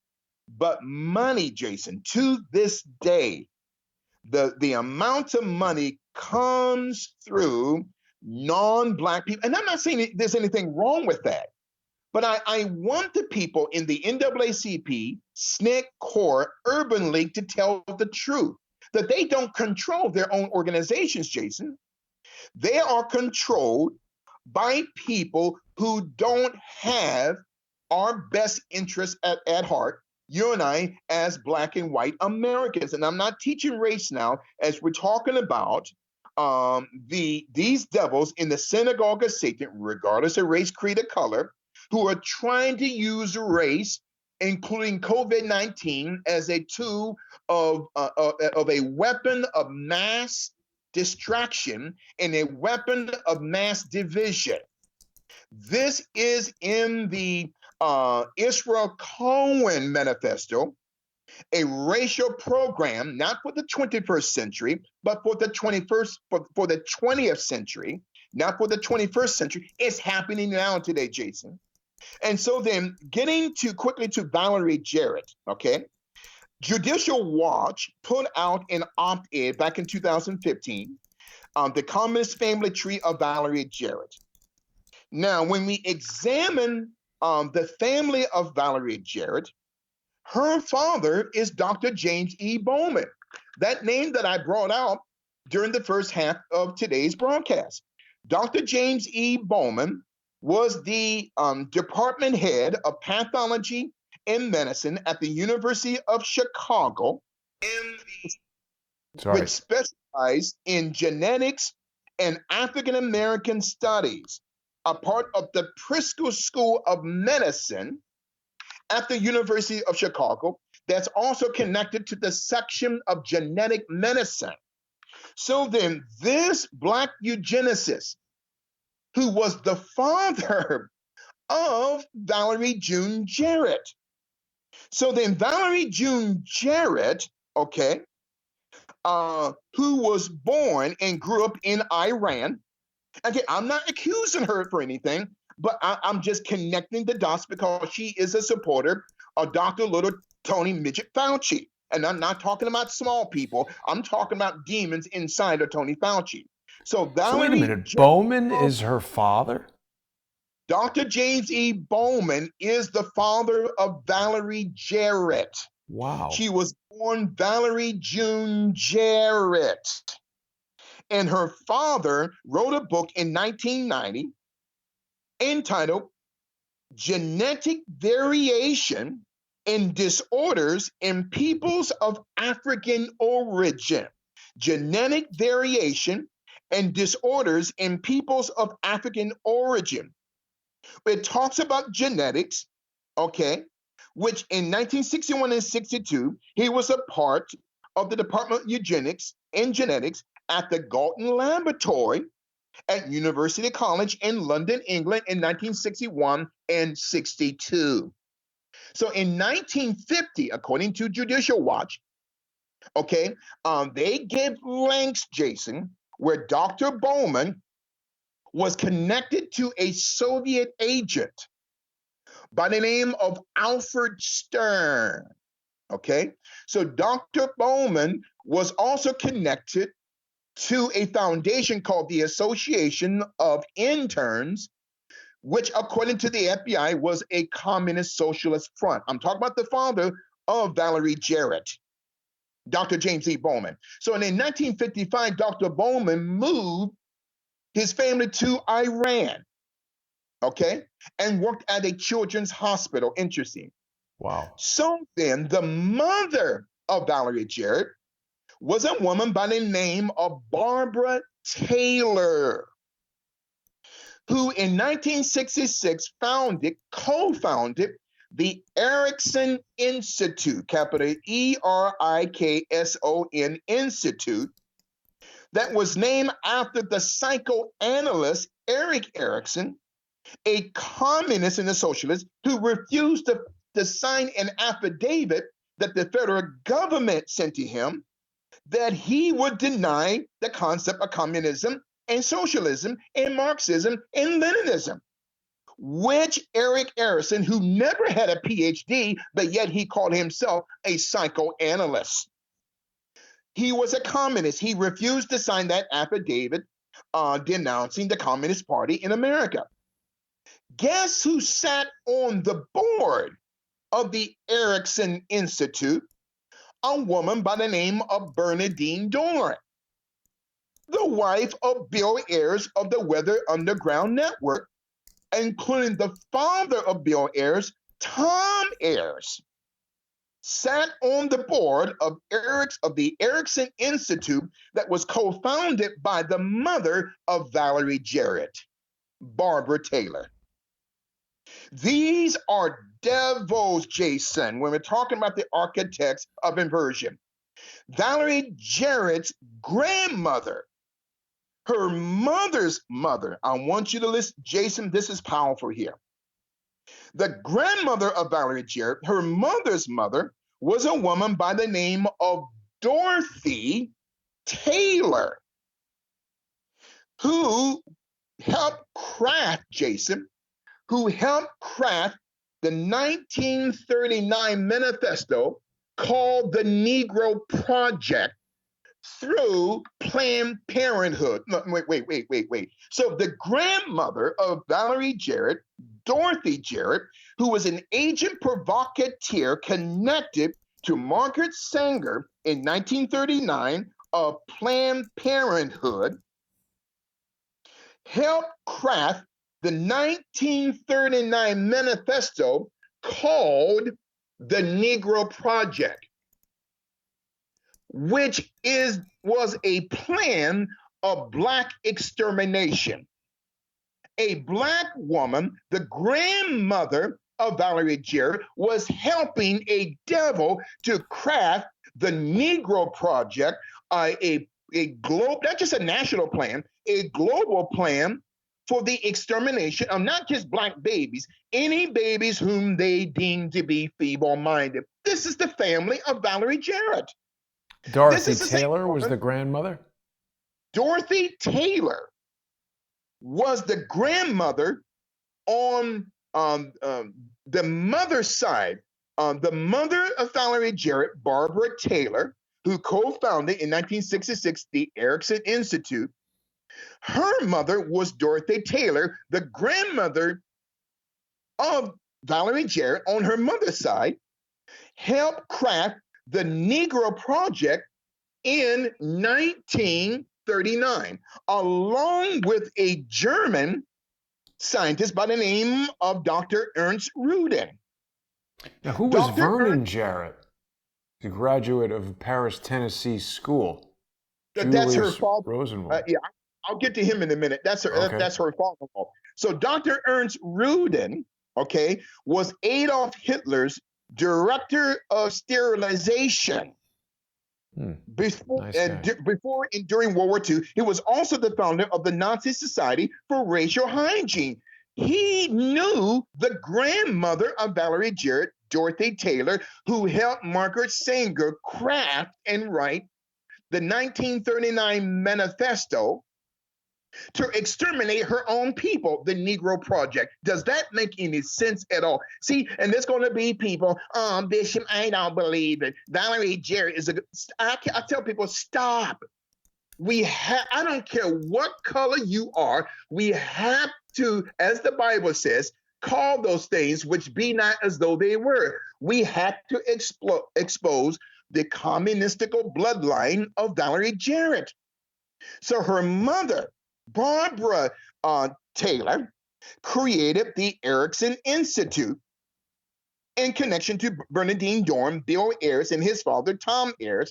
And the mother of Valerie Jarrett, Dorothy Taylor, helped craft the 1939 manifesto, the Negro Project, a national and a global plan of the extermination of a people whom Margaret Sanger said are weeds that must be uprooted from society. But you got black people on the left, and you got black pastors who are supporting the genocide of their own people. That's why I'm so passionate, Jason. Now, getting to Vernon Jarrett. Sorry, real quick, Bishop. It reminds me of George Soros, who in a 1980-something interview on 60 Minutes spoke about how he preserved his own life by posing as the child of a non-Jewish family in Hungary when the Nazis were expelling and exterminating all the Jews. And Soros spoke about how he worked with the Nazis to do this. And I think there's a certain type of person who's willing to do anything, including betray their own people, to save themselves.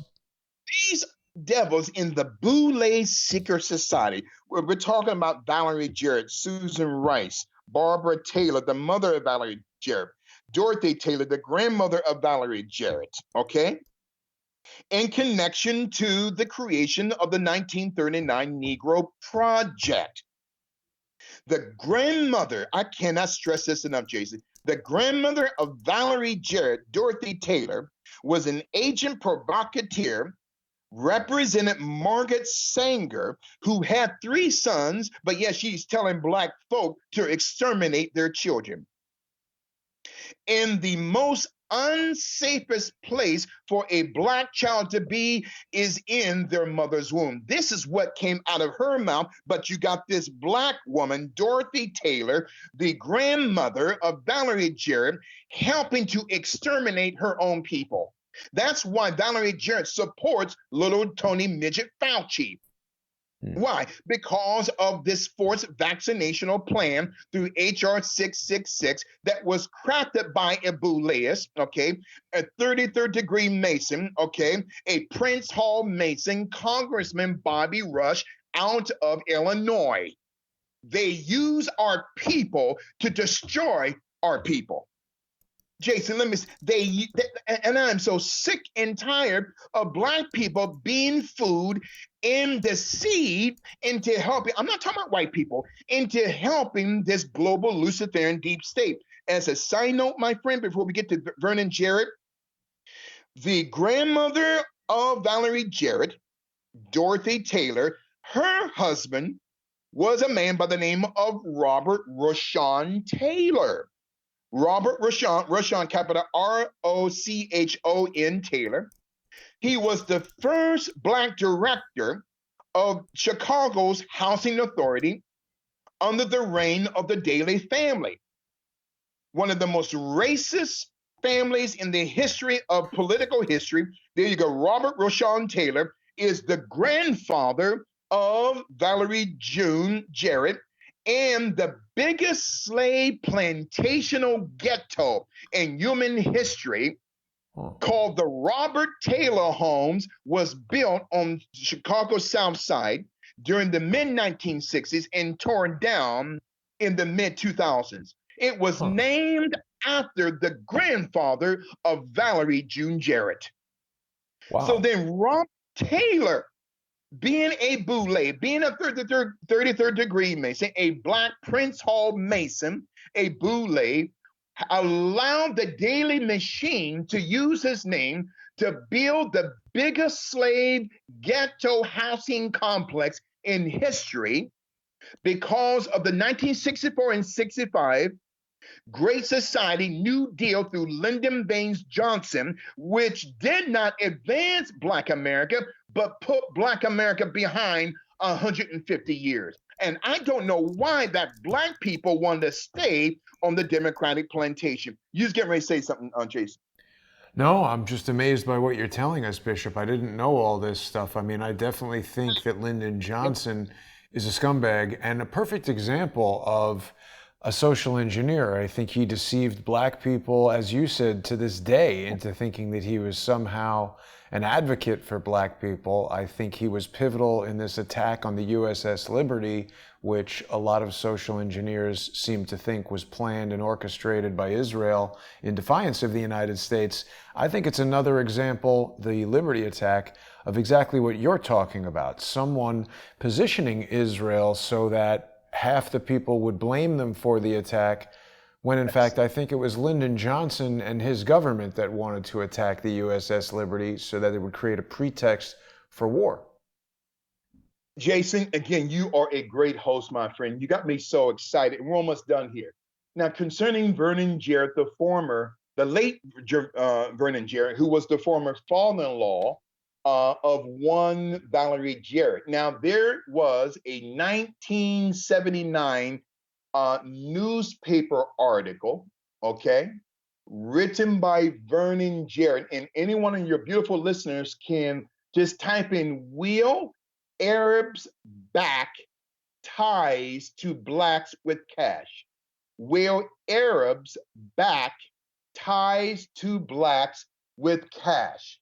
Okay, written by Vernon Jarrett through the Foreign Affairs Division. Okay, written by Vernon Jarrett. Vernon Jarrett is connected into the life of Barack Obama through Frank Marshall Davis. In other words, Vernon Jarrett was the conduit of Saudi Arabian money out of the Kingdom of Saudi Arabia to not only create black politicians, but to control them to this day. Barack Obama was a Saudi plant. Barack Obama was a Saudi plant who was chosen by the global deep state years in advance. Okay, every president except for Donald J. Trump was handpicked to be a future president. That's why they're trying to destroy President Trump. He's not a part, and there's going to be people, oh, he's a Jesuit, and with no proof. So, excellent picture there, Jason. So, Barack Obama's life was financially subsidized in his political career through Vernon Jarrett. Vernon Jarrett wrote in that 1979 article where Arabs back ties to blacks with cash.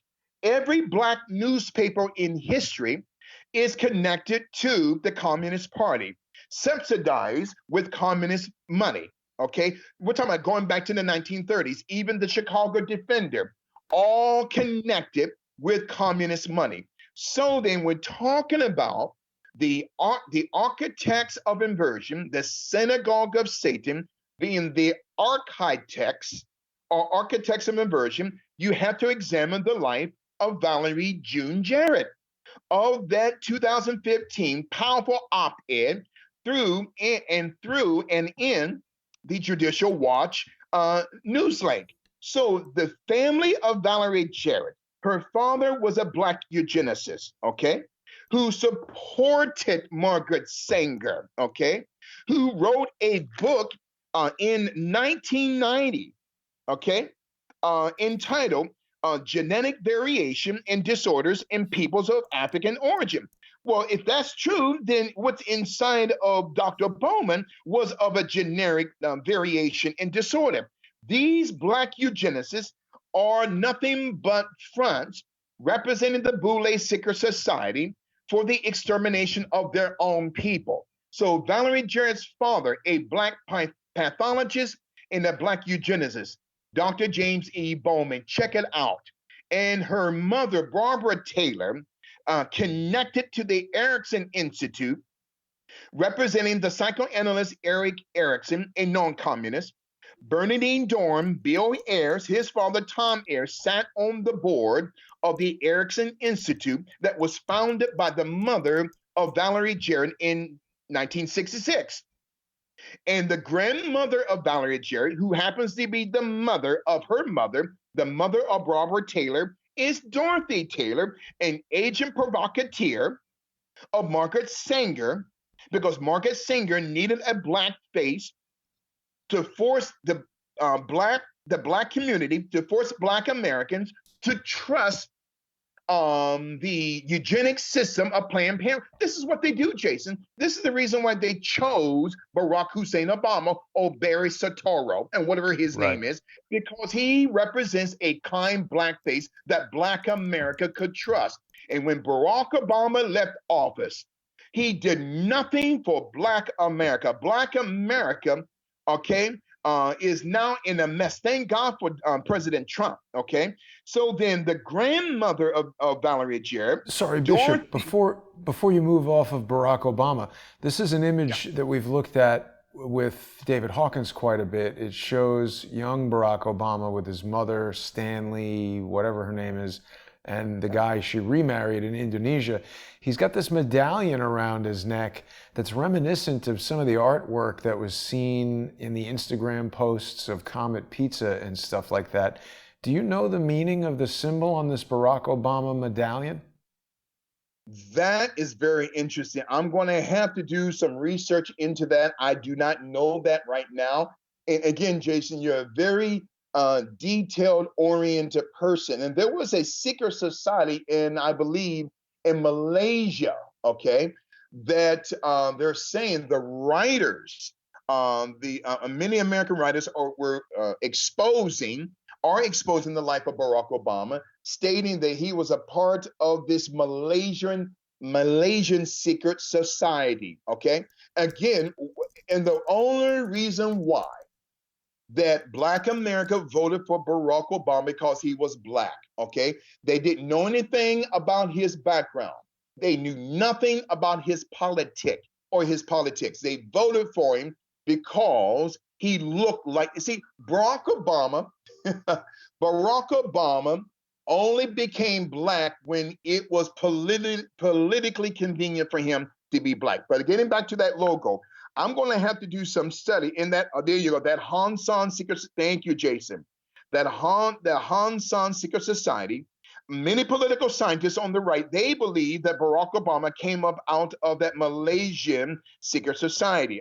That cannot be substantiated, but that logo, that insignia around the neck of Barack Obama could be connected to this secret society in Malaysia. Very great point, Jason. Now, in my conclusion here, and I'm going to have to study that logo, the insignia, more further, and I'll have some answers for you next week. But the Han San Society, secret society, A lot of people believe on the right that Barack Obama was and still is connected to that secret society. So then, long story short, in our conclusion, as we're talking about the synagogue of Satan being the architects of inversion, the grandfather of Valerie Jarrett is Robert Taylor, through whom the Robert Taylor Homes is named after him. So the family bloodline of Valerie June Bowman Jarrett is rooted in Black eugenics, being connected to the University of Chicago, being connected to the Julius Rosenwald Fund, being connected to the Rockefeller Foundation, being connected to the Stephen Nevich Institute on the Formation of Knowledge at the University of Chicago, being connected to the pathology of medicine and genetics and African American studies, where? At the Pritzker School of Medicine at the University of Chicago, including the section of genetic medicine at the University of Chicago. In other words, this woman, Valerie Jarrett, has a kind-looking face, but yet she is a devil and a proponent of not just eugenics, but the extermination of her own people. Now, people on the left, they can just twist this and say, well, Planned Parenthood provides health care and they provide contraceptives. Listen, it's eugenics, my friend. Abortion, more than over 19 million Black babies since Roe v. Wade in 1973 have been aborted because of the Democrats on the left. And I believe Roe v. Wade will be abolished. That's why these devils are fighting against President Trump. They want him out of office because he doesn't want to build the Supreme Court with conservative constitutional judges. But Roe v. Wade will be abolished. Mark my word. And that is the end of Volume 2, my friend, of the Synagogue of Satan, the architects of inversion. It's a ton of information, Bishop. I know people are sometimes overwhelmed by this, but it's nice that they can go back, play the video again. I'm glad we got the technical stuff sorted out towards the end there. I just want to bring up one other person who's been associated with this COVID-19 outbreak, at least here in New York. It's this Dr. Colleen Smith, who appeared in this multimedia presentation by the New York Times. Since first seeing it, I've now learned that the New York Times CEO is the former Director General of the BBC. I don't really like that idea that somebody who is controlling essentially a state-owned propaganda organization is now in charge of the New York Times. I mean, I don't really care about the New York Times, but people think it's some sort of official thing. This doctor also went to the University of Chicago from 2000 to 2004, got her undergraduate degree there, and Michelle Obama was the Associate Dean of Students during the time that she was there. I'm curious what this means. Crescasi, I mean, people who know Latin can tell us what the crest of the University of Chicago says. But a lot of interesting connections, Bishop. I do like to remind our viewers that they can hear you on the radio. I know a lot of people can't get enough of the information that you're sharing. You can hear it on the radio. People can go to liferadionj.com/Gaiters. People can also listen on 92.9 FM if they're in the New York and New Jersey area. Our viewers can support the Bishop's Global Spiritual Revolution financially by going to paypal.me/GSRR Media Group and contributing to the Bishop's efforts there. If you watch the show every week, it is important that you become a financial supporter. I know people want things to be free, but it's just not the way society works. And in order for the Bishop and I to carry on with this work, we have to be not distracted by finding other ways to earn money.